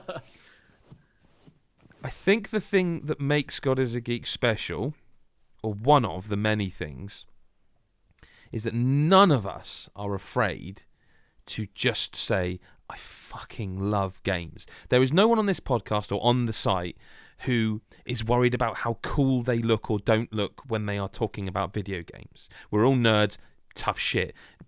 Adam and I both played in bands. You can call us nerds all you want, but we've been on stage in front of people, so fuck you. But no one is ashamed of it. So have I. There you go, Chris. 3 of us. 4 of us. It's only Mick that's the real nerd, is what I'm saying here. But no one here is ashamed of it. Karaoke. I've got videos. There you go. Yeah. But there you go. But like, I think the thing is that I love about the people involved in God is a Geek, even the community, is that nobody's this kind of uber nerd, like poop socking it or something. Do you know what I mean? Everyone's just kind of someone I'd have a pint with in a pub and be like, this is a fucking good evening. And so it always boils down to emotion for me at the end of it. And I loved every time we played Deep Rock Galactic.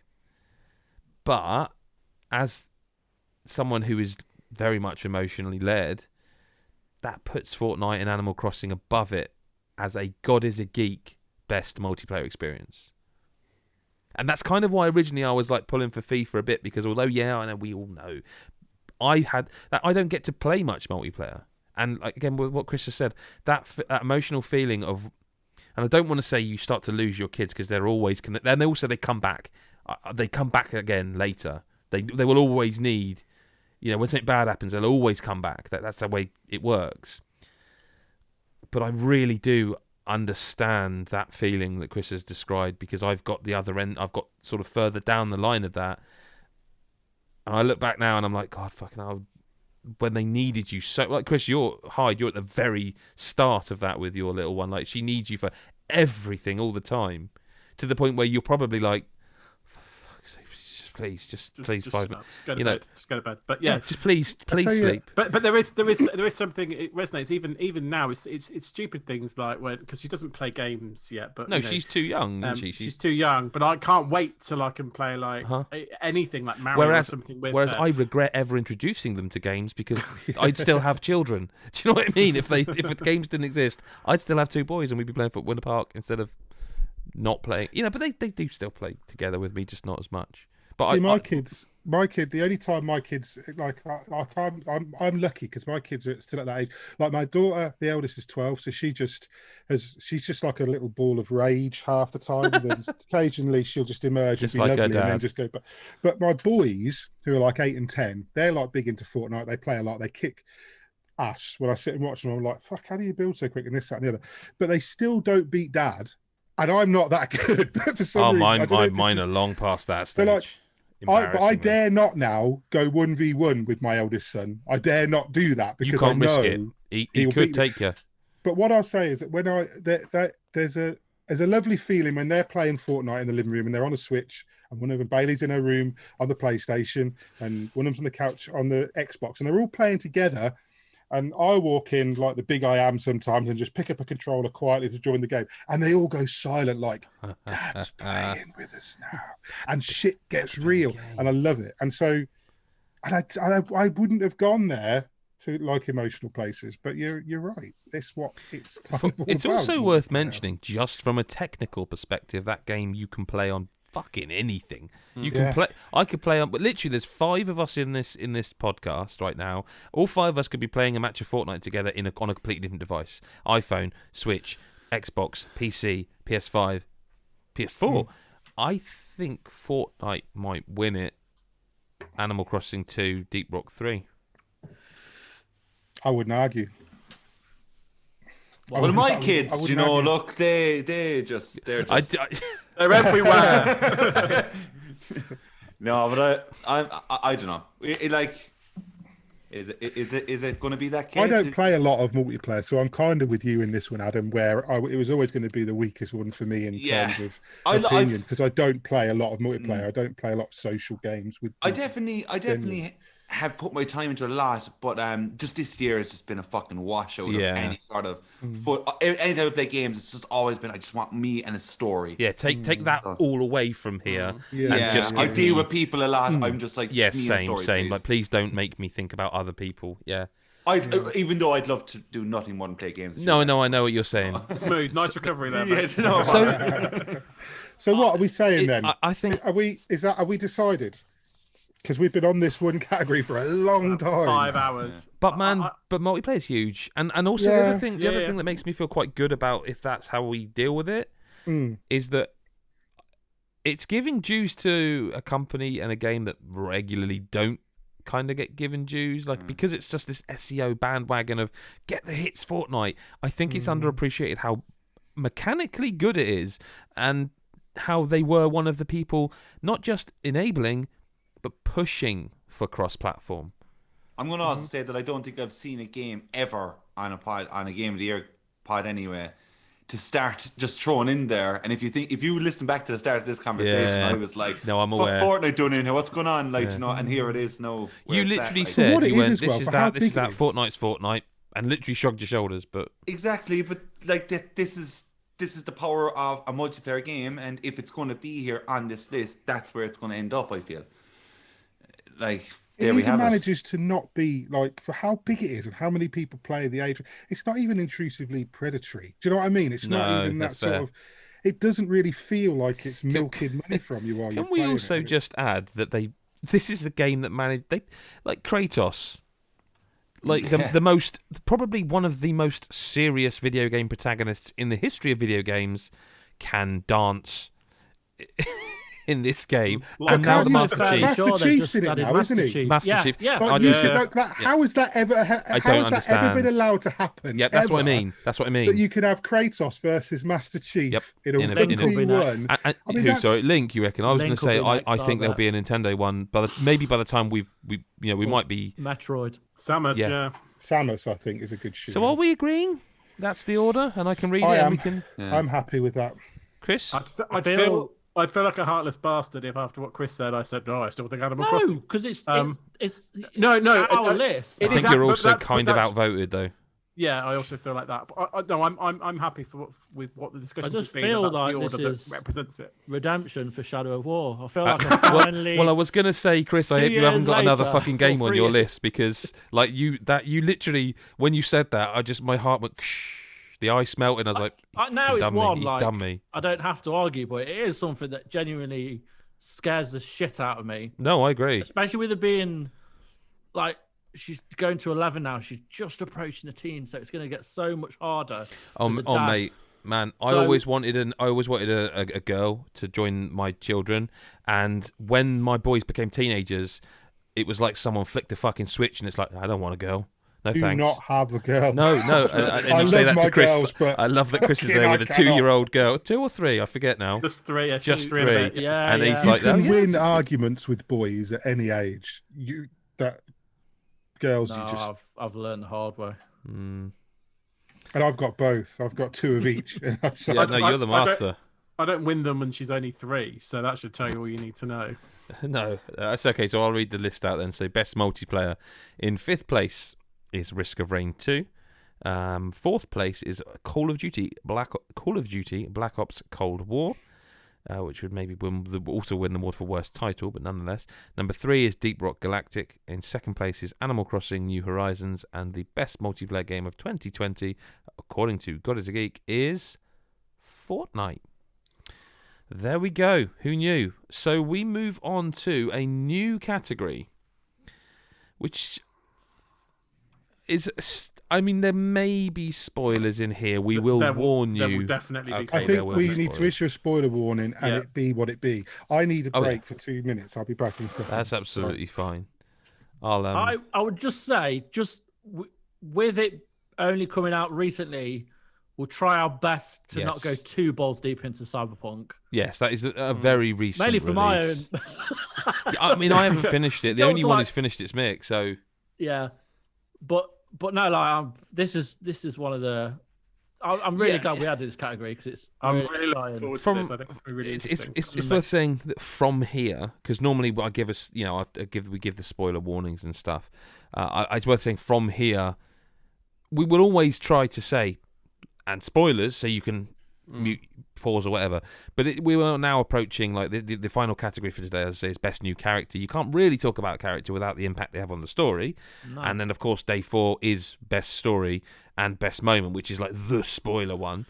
And then when we hit day 5, again we come to the overall game of the year, which is you may need to talk about the best moments or the best story again to enforce the point you want to make to win it. So we are now kind of hitting, like Chris says, we are going to we never set out to go, fuck it, let's spoil this story.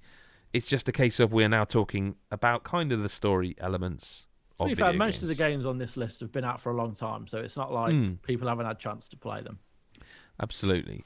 So we've got 12 listed of best new character, and as Chris said, just to reiterate, we will try our best not to spoil Cyberpunk because it's a really recent game. Like number 11 is incredible. I have no idea what you're talking about. So, best new character. The nominees are Ichiban Kasuga from Yakuza Like a Dragon, Jin Sakai from Ghost of Tsushima, Cherry Hunter from Streets of Rage 4, Phoenix from Immortals Phoenix Rising. Is it just Ivor or Eivor? Eivor from Assassin's Creed Valhalla, Abby from The Last of Us Part 2, Zagreus from Hades, Finn from Marvel's Spider-Man Miles Morales, Gabe Diaz from Gears Tactics, Bagley from Watch Dogs Legion, and Johnny Silverhands from Cyberpunk 2077. No. You can't skip by that. Let them peek behind the curtain, Adam. Come on. All I did was write. Sorry. I just wrote Johnny Enormous Penis. That's all it was. I'll correct it. I could. Is it Silverhand or Silverhands? Johnny Silverhand. Okay. Johnny Silverhand. And I mean, we're not doing best new character's name, but he'd win it. Victor Vector from Cyberpunk 2077. That his name, Victor Vector. I never picked up he had a surname. I'm pretty sure. It's just Victor V, isn't it? It's definitely Victor Vector. No, it's Victor Vector. I know they call him Victor V. No, which is confusing when you're called V. He's actually cool though. He's Victor a cool Vector. No, I put him on here very late. I really like that dude. He's probably one of my favourite characters in that game so far. He's a sort of character that if it was a TV show, you'd be like, he's in this episode. You'd have a drink with Victor. Double V. The V-Man. V-Dog. V-Dog. Right, 12 characters. 12, okay. So, I could just be brutal and ask the question straight away. There's 2 games here that I want to ask about. Okay? Yeah. I just don't think there's people that are going to be very happy with me asking it. They're both Ubisoft games. Both games that are good. I agree. But they're both also a male character or a female character, and I only played one side of it, so I don't know how that works. I was going to say, hang on, you agree? I made a mistake in my head. I think... I realised there's more than 2 Ubisoft games. There's 3 Ubisoft games in here. There's 3 Ubisoft games. No. I think if you're talking about Ivor, which you are, See, Mick, while you were having your break, we agreed it was Eivor. Just for the Sorry, record. Eivor. It is Eivor. Okay. I don't think you can cut Eivor straight away. Eivor's a great protagonist. Okay. All right. Well, in fact, out of all the issues and problems that there are with that game, whether you play that character male or female, it's a great protagonist. And that was my question. I don't know. It's the game on this list I've played the least of, so I just don't know. Phoenix, however, I'm not sure about. Phoenix, I'm not as strong about. But Eivor, yes, definitely has. I think has to stay on the list. I know that you can play it a certain way if you want to, but there's things that Eivor does that you can't stop them doing. You know, like when you're at the wedding and Eivor just wants to fucking thump someone, you're going to thump him, but you can play it after that different. I think Eivor. We get it. You love Eivor. We're not cutting. It's Phoenix though. I'm worried about. Calm down. Eivor's okay for now. What about fucking Bagley? Oh, we'll get there, mate. We'll get there. I think Bagley's an absolute piece of shit. Like Bagley, I don't know. I took Bagley on the list just because you were high at the time. There were like 4 things on it, and I needed to. Bagley would be Phoenix. You can't get rid of just because. I think it's a personal thing because it's the way. Don't you bring your kids into this again? No. You've had your moment. I won't. Personal preference. We play Immortals. Personal preference in terms of what they look like or who they are to you. So. I don't know whether that differs, whether it being a male or female or what. Because... I just feel like Phoenix is kind of a conduit for the gods. Yeah, no, I didn't feel like Phoenix was. I don't feel like Phoenix is the heart of that game. Like I think the world itself and all the stuff that happens, they are the conduit to. Yeah. Allow. That's fair. I think Finn from Miles Morales. It's a tricky one. That is. It is a tricky one. Here we go. Now I think what. Insomniac have done with this character is very good because it's a man in the comics and it's very different from who it is. Like she's an old friend of Miles, and the story, like their story, going back to when they were a lot younger, was great. But I think she's quite dull. What in the game? Yeah, okay. It's quite interesting. I think she's kind of badly written. I think the writing for her isn't great at all. I think the game's well written. Shine as much as shine. Yeah. I haven't played that much of it, but I've barely noticed her as a character yet. No, so I don't know if that changes. Mick, without deliberately spoiling it for you, Adam, have you finished it? Yeah. Yeah, she comes into it more and more and more as you play the game. Yeah. What I would say is I found her character kind of annoying because of the way the game plays out. I think I already know where they're going with her character, though. You do because it's a Marvel movie. Marvel film. Yeah. But like the kind of, and Chris, you and I have talked about this off the podcast. So it's her character is really that there are characters in video games where you suspend your disbelief and you accept that they are motivated by a reason.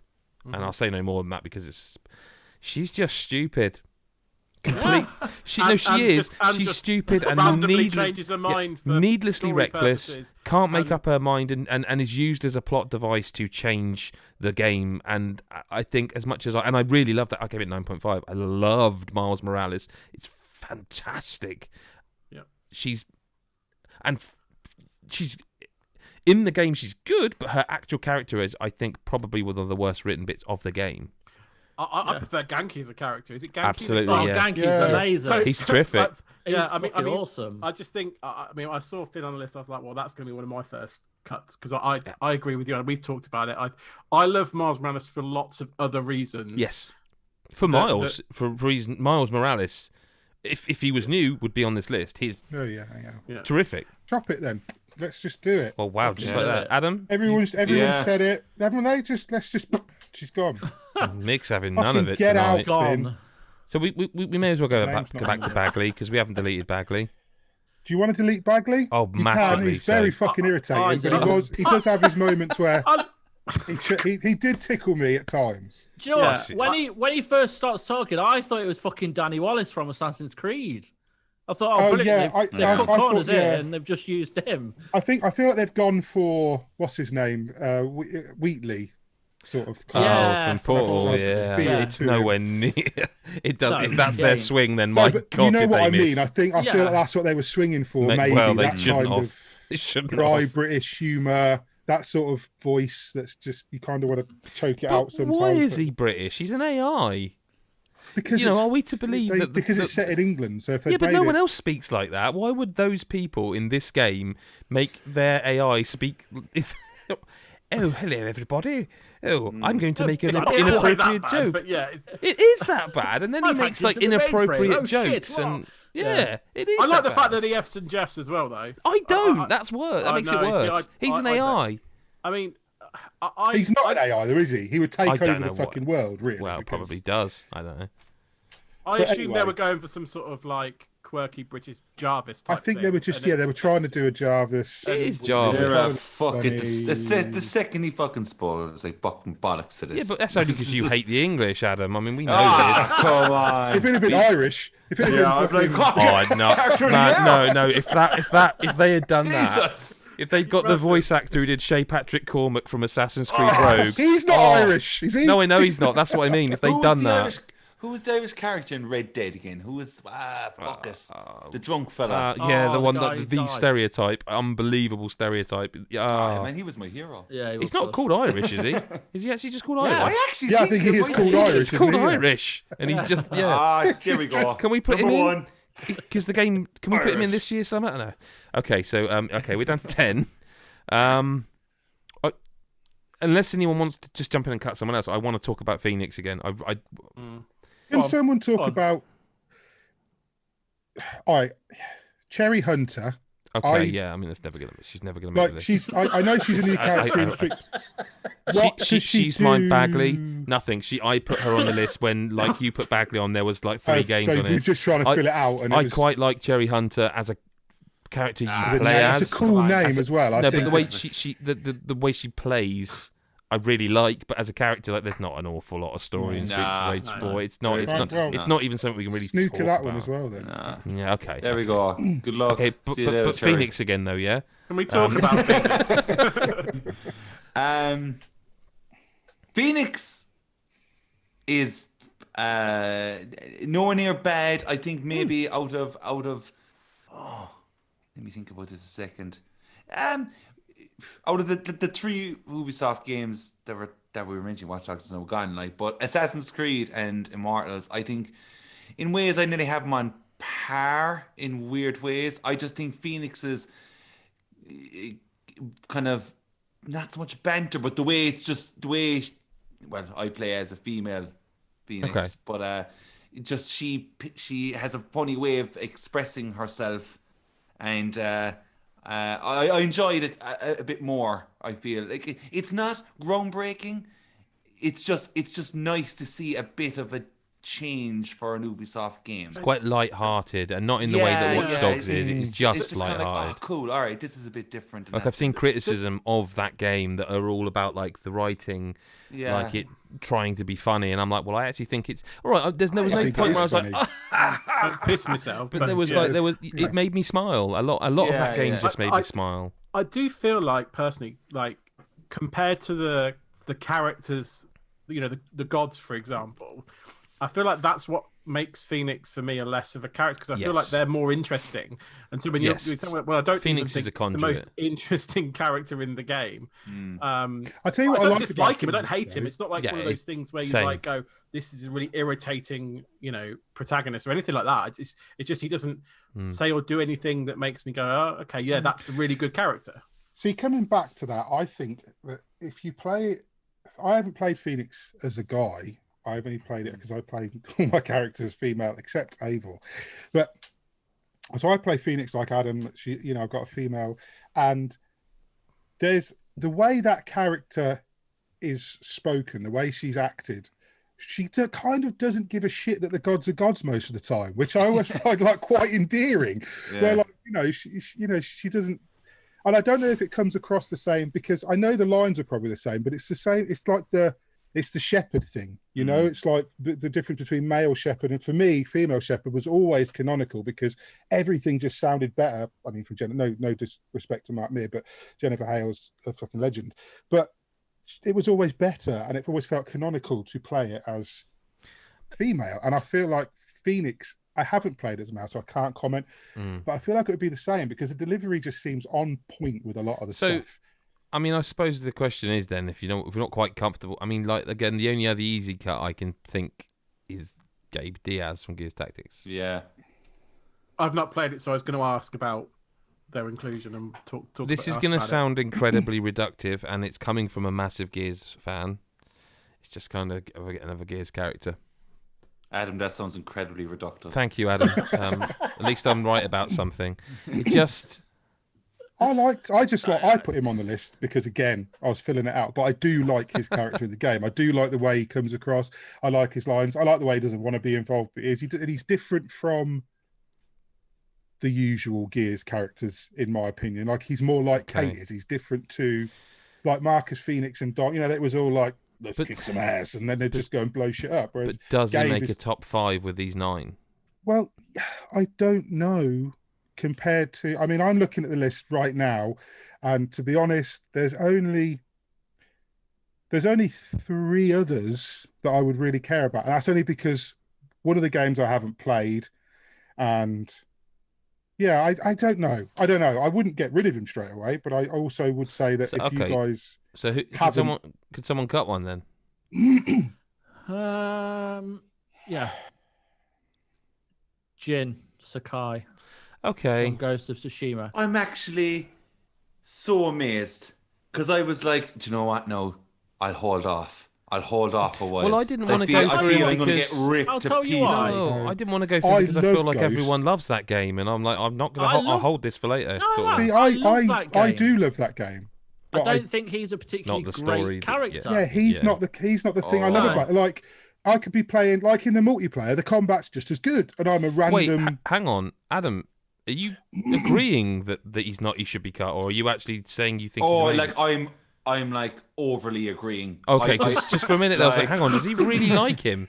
No, I honestly like him as a character, but I don't think he's with Jin whatsoever as a character. I think it's just really flat the whole time. See, I don't, but I do kind of think that they don't, in my opinion, like the story in that game, which we'll get into, I'm sure, at some point, it doesn't lean into enough the whole, like, you know how you can do stealth and do assassinations, and then the guy, the Shimmerer, he'll get a bit pissed off at you sometimes.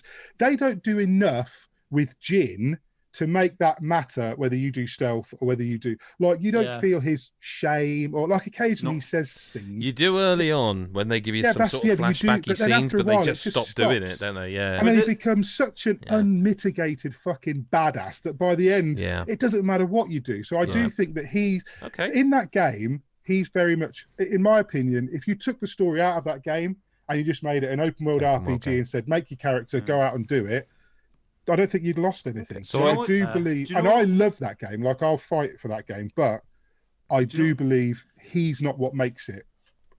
What should have happened with Jin? And he's a good the guy. Just want to say, because this has been a big topic this year. No disrespect to the guy who plays Jin. I'm not saying that he's a dull character, or he's boring, or he doesn't come across. At the end of the day, he does what he's directed to do. He's not at the heart. He's not the heart of the game. No, the world is very clearly the heart of that game. I think, like, and it's not Taka and stuff are better characters. I think it's not with the voice or anything of that, but I just feel like Jin should have been like. I think Jin should have gotten a phone call from fucking Kratos, right? And Kratos should have been, come here, look, Jin, we'll go for a pint there. And they sat down for a pint, and he goes, I'll tell you how to give off emotion here now, right? When you get a chance, crush the angrier about. This what you're going to go through your stages of that game, and when you eventually get to that guy you want to get, I want you to do this madness. Can you? I know you're a samurai and the respect and all that code and that, but could you maybe be a bit more angry, or maybe show some emotion? Just be mad about something, anything. Just react. I think Kratos should be like, Jin, I think after the 30th fox you've chased down, I think you should be pissed off at those foxes. You know what I mean? Like, okay, so Jin Sakai is gone. Yeah, we can lose Jin. I mean, Ichiban's a lock, right? Absolutely. Okay, thank you. I just wanted to make sure someone was there. I would imagine so. I don't know. Again, like, yes, he probably is a lock. But I've never played a Yakuza game. No, Mick, I don't think you heard everyone there just said he was a lock. So we will get to. I think he's a lock because in the history of Yakuza, which is Kiryu storied, Kazami literally, has been he's been the main character. So when he was first introduced, he didn't have the same progressive nature as Ichiban did. Like, Ichiban is he's part of the Yakuza, and he makes mistakes, and he leads with his heart a lot more than Kiryu ever did, really. Like, on the surface, like, a lot of his decisions were based on what his heart thought as opposed to, like, his mind. And you see how he becomes disenchanted with the Yakuza and everything he's been he's so much more human. He's more human, and that's what makes him the character he ends up being. And I think... I mean, I could add. And he's a nerd. That's why he's a fucking nerd. He's a gamer nerd. I love Dragon Quest so much. It's just if you guys feel strongly that he's a lock, I'm not arguing. I just wanted some clarification. That was all. I would actually say, being somebody who doesn't, I just have never played. I want to. I you would like this game. You would like this game. Yeah, you've said before, and I just haven't got to. Yeah, I know. I remember. Yeah, in all seriousness, right? Can I just? I want to say something because I know, Chris, you're not like a massive Yakuza fan, are you? You've played. No, I came to it late, so that's what I mean. But Chris White is, as am I, and I want to throw an idea out here, and I'm actually a little bit nervous about saying it because he said, massively love Yakuza, massively. I think Ichiban's better than Kiryu. We'll say it quietly. I think he is. I mean, it's early days. He's going to get more games. No, it is. I think after a few games, there's 100% I fucking love Ichiban. He's the only reason Kiryu's still there is because of everything his history. We go through with him. But in terms of he instantly fell in love with his character. It did take a while to warm up. I don't think they write characters like Ichiban Kasuga very often. No, they don't. Flawed. The writing is incredible. So normal, almost. I mean, he's not, because nothing's normal. But he is kind of so. I don't know. He just feels. It's relatable, isn't it? I think that's I think so, but he just feels natural. Like, he doesn't feel. I mean, I've heard nothing but good stuff about this game. And his hair. I know it's not part of him. It makes me want to play. I really want to get on this game because I love the fact that, and again, relating back to what we were talking about in Best Multiplayer, he is a gamer. I mean, I wonder how much they had to pay Sega. No, not Sega. They had to pay Square because they just keep mentioning Dragon Quest. Dragon Quest by name. By name. Yeah. Like, and there's whole scenes in this game where they literally go and play it. Not just like I quite like it. Trying to convince everyone he meets to go and play Dragon Quest. And there's that scene reasonably early on. Yeah, no, he's right. But there's a scene reasonably on where they literally to move the story on, to progress the story. I forget which character it is. It's the one who starts. It's the nurse character. I've forgotten his bloody name. He's a nurse and he's I know what you mean. He breathes on people. Yeah, that's the one. I'm pretty sure it's him. He literally uses the Dragon Quest example. But in Dragon Quest, you have to level up, so you have to go and level up, Ichiban. And it's like, the family's patriarch. Yes, explains and says, "Do you know why I love you all so much in different ways? Because so and so is the big guy who goes in and asks questions later, whereas you are the one who." Sits back and surveys the area, and then there's you who likes to help people out. So you all play a different role in a party. Yep. It's like really. Yes. But no, the thing is, mix laugh now, and I just want to make it very clear: when you're playing this isn't funny. This is deadly serious, and I am totally on board with it and agree with everything he's saying. He is completely correct. Ichiban is an absolute top 3er, at least for me. Yeah. I think on that you can lock. I think you can definitely lock. Yeah, definitely lock it back. There's one on there that I want to lock, but it's too early for the discussion, I think. Is it the one I've Is it that one? Actually, no, there's 2 then, because that's the other one. Adam Carroll, give us a lock. Abby. Yeah. Do we even need to have the discussion now? Well, the only thing I was going to say about Abby, why she's a lock, is because of the 2 protagonists in that game, I fucking hate Ellie in that game, and I strongly do. And Abby's motivations, actions, and situation, and emotions, and everything is just way more focused than Ellie's. And of all the characters, I mean, one of my favourite characters isn't in it for very long. Well, he is. We did say there'd be spoilers.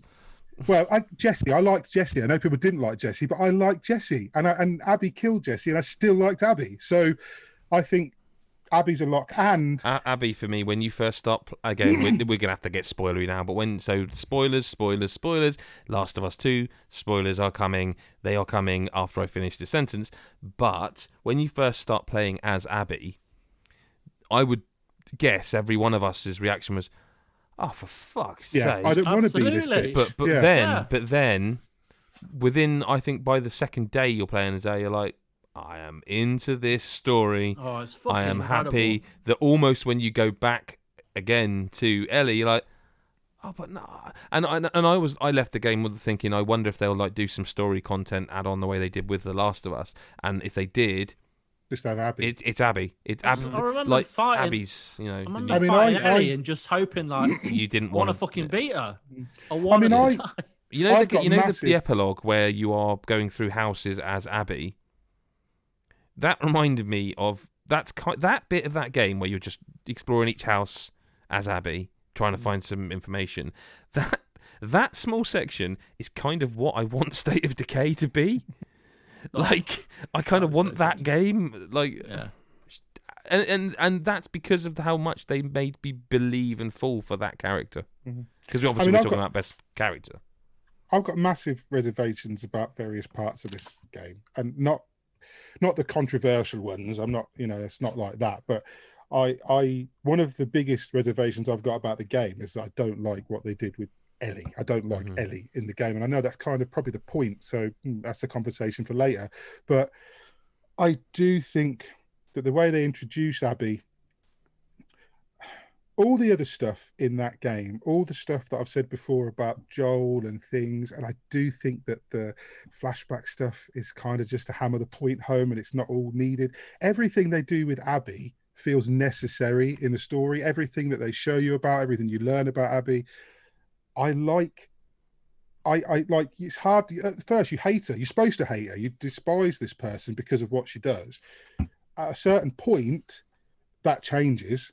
And then by the end, you're like, fucking hell, she was the good guy. And it's like, so it's, yeah, I think she's definitely So she's a lock. We've got 2 locks.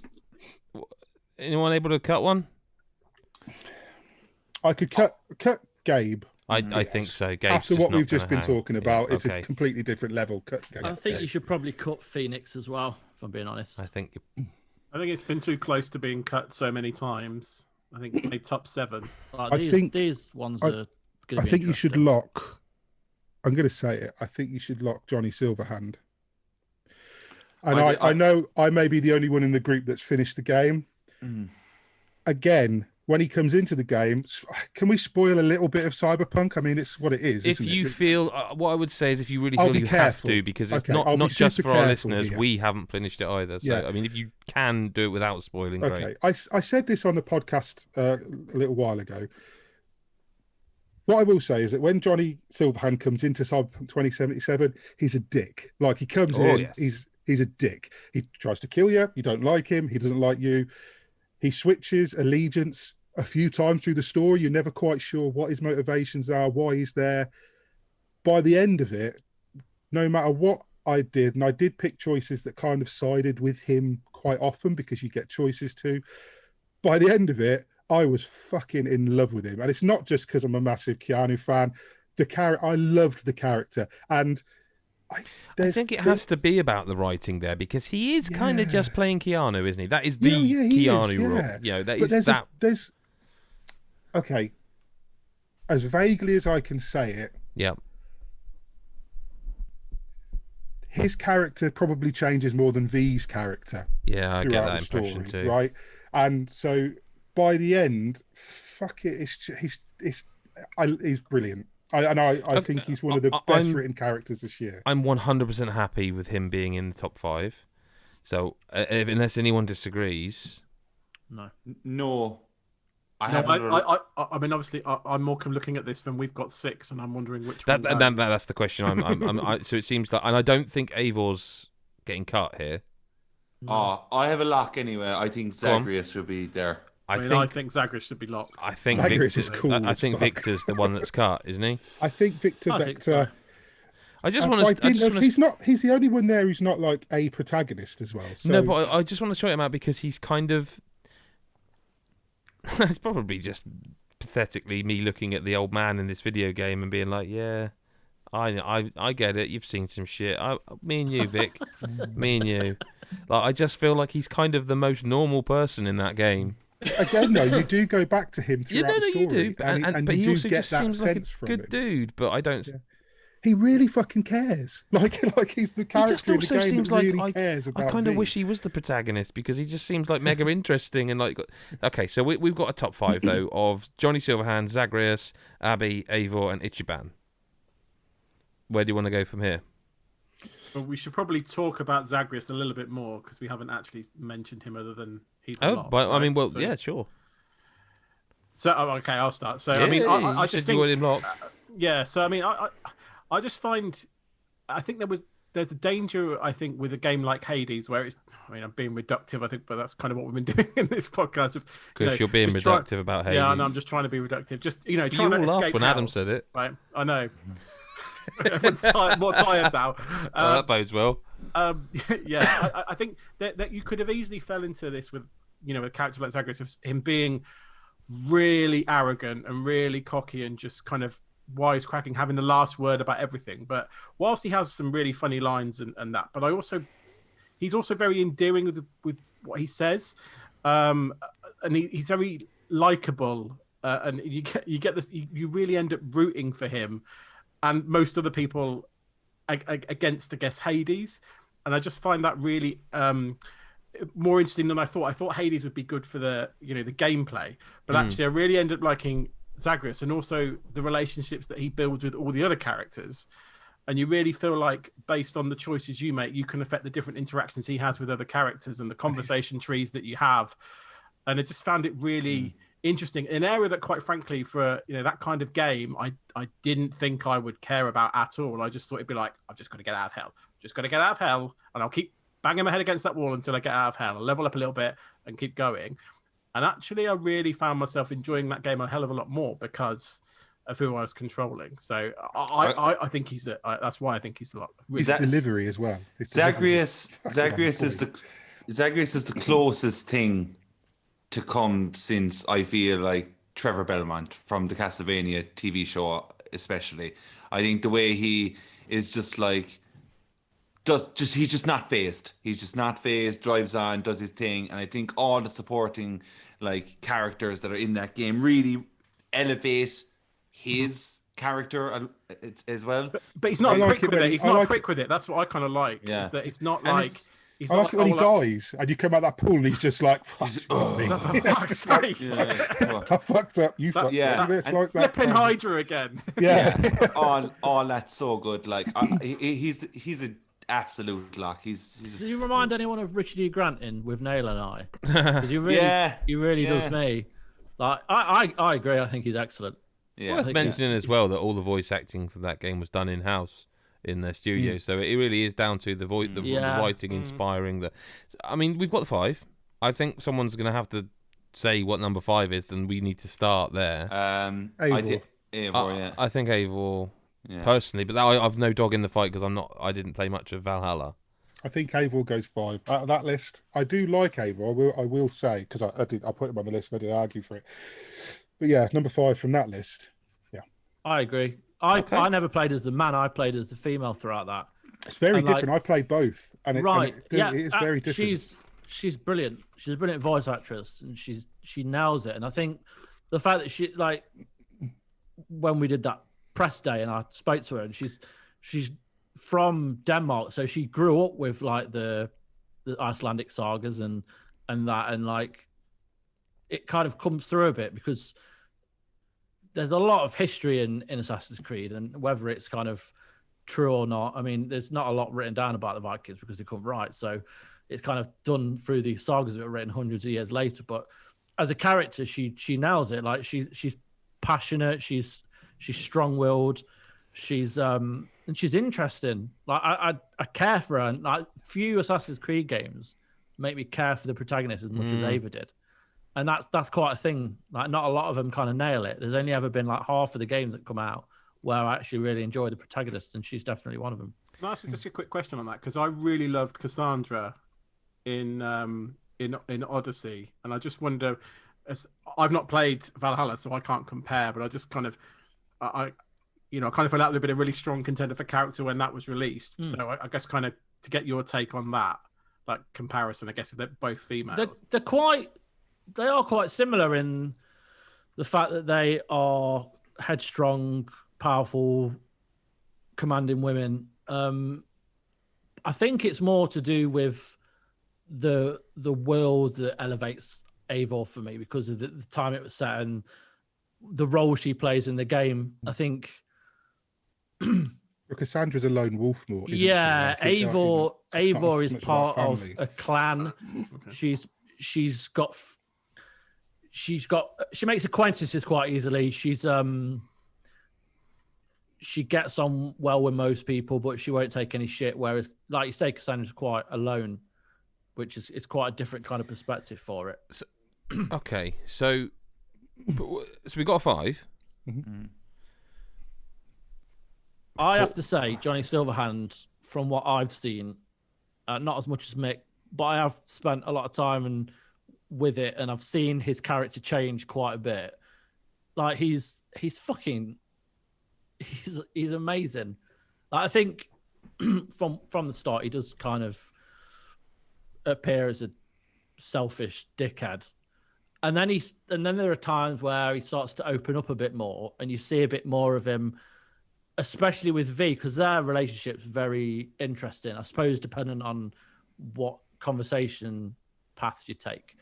But like, I'm at a point now where he's a very different person to how he was in the beginning. And yes, he is Keanu, but that's kind of what Keanu does best. Yeah, no, it wasn't a criticism. Than Keanu is John Wick, in usual things. He's kind of John Wick, but more of a twat. So he's got like the ability. He's John Wick, but a drunk, basically. Yeah, yeah. I think he definitely deserves to be in the top 3. I think. See, I'm different to you guys again because I've played a lot more, and I do. And the story in Cyberpunk is very personal. Like, and I know that sounds silly in a way because it's a game where you create V and you can do whatever you want. But the choices, we'll come to it more, I guess, when we discuss best story. But Cyberpunk know how to write your character. They know how to write a game where you are a character. They know how to write dialogue choices that matter. Things you do in this game matter for hours and hours. They come up 20 hours later. And particularly the stuff with Johnny is very organic. So you don't ever feel like Johnny says things to you at hour 35 and you don't think, oh, that's because I said that 30 hours. He just says it. And then when you think about it later, you go, would he have said that if I had done this differently? Would he have been that character? But at the same time, he's always Johnny. Like, he's always got that same, like, he doesn't give a fuck about most things. And then there's little bits later in the story where you can needle him and you see what he does really care about. And the stuff that is really important to him comes out in the, I mean, yeah, it's final act stuff when you finally get to see under Johnny's hood. But it's just such a well-written, for me, such a layered character. So what are we... I would, if it was my list, because I haven't played Yakuza, it would be, I'd probably put Johnny at the top. But I know you guys will argue that, and that's fine because you got more, sway on some of the other characters. I think I would put in number 2, if I was going to leave Ichiban and Abby alone and you guys can fight out where Ichiban goes, I would put Johnny at number 2. I don't think he should be any lower than 3, though. Whatever happens, whatever we discuss. Okay. I feel he's got to be at least 3. And it's a shame that you guys haven't seen more to it, because I think you probably agree, because he's just so good. Anyone else? We need to. We've got a 5. We need a 1 through 4. I think that I agree with Mick. 2 or 3. I would say Abby has to be 1. Mm-hmm. Personally, I think I agree. I think her growth, the voice acting, the caliber that Laura Bailey's got, like from hating her guts to then watching her grow, like with the lads and his mum, like helping them out. She starts to kind of show emotion a bit more, and then at the end when she's strung up and. Yeah, you just feel so bad for her, like like we talked about this, Adam. It's never explicitly said, but it feels very much things have happened to her. Is it wrong? I want her at number 1 just because it will make people so angry for the wrong reasons. Yeah, still, they can fuck off. Yeah, they but that's what I mean. I think she absolutely. I'm joking, of course. I think I joke, viewers and listeners. Same. I really care about what you think about what the we thing say. is, the listeners that listen to us will never agree. No, with they're not in that camp at all. Have said about her. I think Abby number 1. I would say Johnny 2. I would say Ichi at 3, Zagreus at 4, and Ava at 5. I think based on the conversation, Zagreus is number 4. I think Zagreus is number 3. Oh, okay. Who would you put 4? I think I would put Johnny at 4, but that's not happening. So I think by proxy of that, I think Ichiban's number 4, which is I still think a phenomenal. I mean, they're all best new characters, but just in terms of the kind of like Eivor is like Ubisoft, CD Projekt Red for Johnny, you know, Naughty Dog and Sony, and then you got like Zagreus, small indie, and Ichiban, Yakuza, a series which is finally getting the love it deserves. I'd just be happy that it's in the list, if I'm honest with you. But I think your and Adam's passion for Zagreus maybe. Yeah, I think passion dictates here. I think for I guess I'd say my point of view on this, I guess the 4. I haven't played enough of Cyberpunk to really. No, and I'm the same. I don't. So I feel like yeah. I'm not placed to kind of say, oh, so in my list it'd be 4, but that's only because I haven't experienced it. And that's the same yet. For me though. I'm exactly the same. If what you're saying is true, I'm really interested to see where that goes. You know, if it was my list, I'd have Abby 1. Do you know the Zagreus honest 3, thing about Johnny that's been ruined for me is that because the game I played was in such a buggy state, there were times where I wasn't really sure if he was appearing or not. Like it was like I was really genuinely like it was. I meant what I said the other week on the podcast about how I don't think I've played a more messy game than Cyberpunk in a very long time, and I think it's that. I think it's made it so hard to warm to it because it just feels all over the shop all the time, and because of that. Johnny is fantastic, but sometimes I'm like, is that him? Is it a glitch? What's going on? Oh, no, okay, it is him. So that for me, it's 4, but I think I think he's 3 in this room. No, sorry, I think he might be 2 in this room. I think Abby's number 1. 4. I think Zagreus is 4, if I'm honest. Okay, well, if you're saying that, then it's settled down to Adam, really. Oh, Jesus. So are you saying... Sorry, Adam. Chris, are you saying that Johnny's 2, then? Who?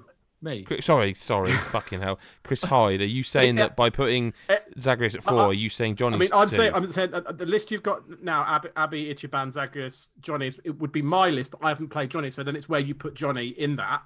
So if based on what you guys have said, I can see the argument for putting him as high as 2. I'd want Abby to be 1. Personally. I think Abby's won it, right? I don't think... I think Ichiban is above Zagreus, which is why if you put Johnny at 2, I think it's Abby, Johnny, Ichiban, Zagreus. So it sounds like what we're trying to find out is where Johnny is.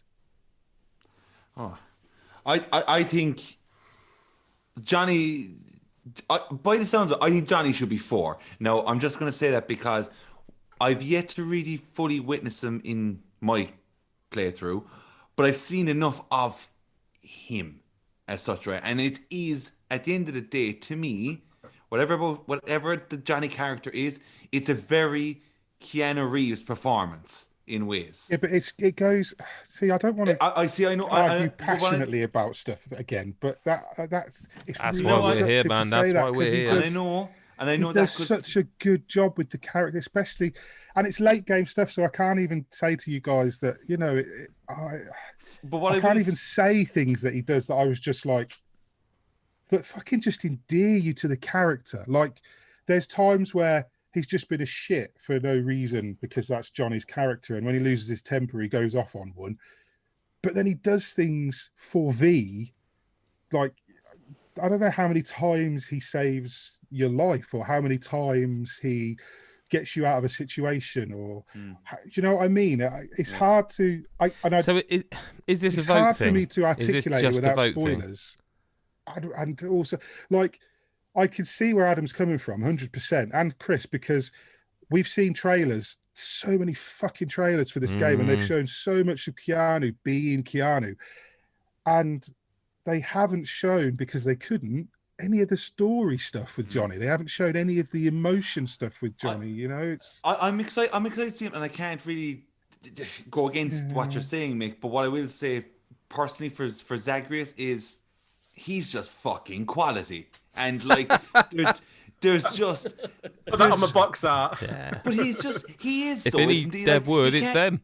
You can't fucking play Hades and not come out of that going, he's just unreal. I mean, that game's just cool. That game is, it's to just me, fucking cool. And I think every bit of dialogue that comes out of him is constantly new all the time. And it's insane. And it's funny. And it's delivered always exactly the way it should be delivered. And he's just fucking brilliant. Well, let me ask you this, Adam, then. Let's say, hypothetically, that Johnny comes in at 4th. Yeah. What's number 2, then, on this list? So I'm definitely saying Abby 1. I would personally have Zagreus at 2. Then, like, regardless of the Yakuza guy just sounds hilarious. But it's more than that, though. He isn't. It isn't. This is the thing. There is that. Like, there are moments where you are literally doing stock market stuff with the chicken, but there is so much heart and warmth. Yeah. I think Chris nailed it. Like, the difference between him and like the other protagonist in that series is the kind of warmth of Ichiban. Yeah. But again, I don't want to make this podcast super long just because I think we need to vote. I think that's the only way. Well, we know number 1. We know number 5. Mm-hmm. Well, see, do we even need to vote? Because we know that. Chris, did you say Johnny? Chris White, did you say Johnny was number 2 for you? From what I've played, I love him. I think he's a great character. I think Ichiban goes for he would be Zagreus 2, Johnny 3. Or we agree Ichiban's 4, and then we take a vote on who's number 2. Yeah. Yeah. That feels like the compromise. You know what? Like, Johnny, I don't think it's worth a vote, because with the greatest of respect, you guys haven't played him enough to be able to vote him on top of Zagreus. That's really it's so annoying, Mick. But then the question is, Mick, in your opinion, is it worth an argument, and is it worth spoiling the game to get him that position? I think it's worth. Look, I said at the very beginning I wanted him to be in the top 3. That's what I said. I really wanted that character to hit top 3. Right. He's hit top 3 as that list is there. I don't need to argue. Like, I feel like Cyberpunk 27 is getting a lot of stick. It's brought a lot of stick on itself. Yeah. There are some things it does really, really, really well, and that's one of them. But I think that I'm comfortable, because I love Zagreus, so I can't say that he doesn't deserve a top spot either. Is that it then? I think I'm comfortable. So if you guys are. I'm surprised Ichiban's just got relegated to 4th. But I think for me, when literally the category was when we agreed to do this category, he was the first name that popped into my head. And was a close second. I don't think he's been relegated, though. I don't think he's been relegated. I just think that there's a lot of passion for the top 3, like a lot of passion. He is my number 2, and I think the warmth. He's my number 2 as well. I think the warmth and humour he brings. Yeah, I feel like I'm the only one. Because I think if we put Ichiban at 2, it pushes Johnny to 4. See, I'd have put Zagreus at 4. Yeah, but the trouble is, you are in that unique position of you're the only one who's seen enough of Johnny, and that's not your fault. It's their fault. Well, that's what I'm just saying. It's their fault. I'm with you, Chris. So then, all right. Let me do this very clumsily. Is that a list that people are more comfortable with then? And I know that isn't good radio, so to speak, but we'll reveal it in good time. I'm not, but I'm in the minority. But I think Johnny should be 3 and Zagreus should be 4th, but I'm not going to. Every time I move 1. That was my 5, so I'm obviously stoked. I mean, I would be fucking deliriously happy that Ichiban's number 2, because I think he's good enough to push the only one that could push Abby, but Abby is same. I just think that I mean, you know, we're going to talk about story at a later date and stuff, but again, that's going to be another discussion where, depending on how far you guys have got, day 4 is spoiler territory. I'm going to be pushing Cyberpunk, because the story's fucking brilliant, but you guys haven't seen it, and Johnny's the heart of that story. Like he V is a tremendously well-written protagonist, considering the choices you can make. But I get what you're saying, and we will have a lot more of this chat tomorrow. But I think now we need to just basically let's start here. Let's take a vote on if we agree with that top 5 as it is right now. I'm going to say I am happy with it. Adam Carroll. Yeah. That was the least committal. Yeah, but it's just fucking hard because I haven't played Yakuza and I haven't played no Cyberpunk. That's the annoying, and they both sound like banging characters. That's the problem. Okay. But are you in agreement with that top 5? I can accept it, but I have to just say I feel for Mick. I feel for him. He's defending a character that he loves, and it's like. I could play it. This could be another Shadow of War situation for me. Where next year I could be like, "Oh, Mick Johnny, fucking what a lad, number one boy." So let's put Zagreus at 4 then, and be done with it. Stop that. Okay, fair enough. Chris White. I don't agree with it. Okay, what do you want? 3 and 4. What's wrong with Zagreus? Okay. Nothing. Nothing's wrong with him, man. Those characters are better, in my opinion. And the passion I've heard from Mick, and I will also just add, I don't know if this will sway anyone. I really think that Mick wants to go into more detail about why Johnny should be 3 while Zagreus is 4, but is choosing not to because he doesn't want to spoil the game for 4 of his mates he knows who have not completed the game. Put Johnny at 3. Okay, let's take another vote then. Hang on. Let me just put it there, and then we can see how it looks and how we. Put Johnny at 3. I'll play the goddamn game. I'll get through it, and I'll have a better opinion then. Mick's smiling for the first time in 2.5 hours. That's the way it's going to be. I can't. You've all played Hades and Cyberpunk, most of you. I love Hades. I've barely touched Cyberpunk. I can't make a comment. Okay, we'll make another vote. Adam, we know, is a yes because he's the one who suggested it. I vote that I'm happy with that top 5. Chris White? He's happy with that top 5. Mick Fraser? Yeah. Chris Hyde? Yeah. No fucking pressure. No. I was going to say, my one was the other way round, but I haven't played enough of Johnny, so I get it. So it's fine. I would say I'm happy with this one. He better be good. Oh, he better be shit. He better be good. If he's shit, I'm coming for you, mate. Yeah. Also, Mick Fraser, knowing that you're new to this GOTY podcast style, you do know that now that means you owe Adam one in the following days, and you need to have his back. That's how, of course, this whole scripted podcast works. I think we argued over Ghost as well. Yeah, maybe. So, best new character. I love you, year. Adam. It's not personal. Best new character in 5th place, Eivor, Assassin's Creed Valhalla, and that's just Eivor, no, not like Eivor male, but it's just Eivor. In 4th place is Zagreus in Hades. In 3rd place, Johnny Silverhand in Cyberpunk 2077. In 2nd place, Ichiban Kasuga, Yakuza Like a Dragon. And the best new character in 2020 is Abby from The Last of Us Part 2. We've done it! Boom. That is day 3 in the books. Tomorrow, just in case you were going to roll straight in or hit quickly skip next day, because I'm listening and catching up, massive spoilers. Like, tomorrow is the spoiler day. I will give a warning at the start of the episode just in case, but we are literally doing best story and best moment. There's no way of discussing those without spoilers. So, be prepared. Have your extra strong pants on because there's going to be explosive action. Carry some wet wipes. I mean, that's just standard for the 2020, isn't it? Well, yeah. Yeah. Thank you guys for being here. Been a fantastic day of Gaggedy celebrations. Agony. Time travel looking pretty good. Thank you very much for listening. If you haven't seen it, you can go on YouTube where you can see us discussing this, see our festive decorations or outfits or Mick's garage. And we'll be back tomorrow with day 4 out of 5 of the God is a Geek Game of the Year Deliberation Celebration Awards. See you later. Thanks for watching. Bye-bye. Bye. Bye.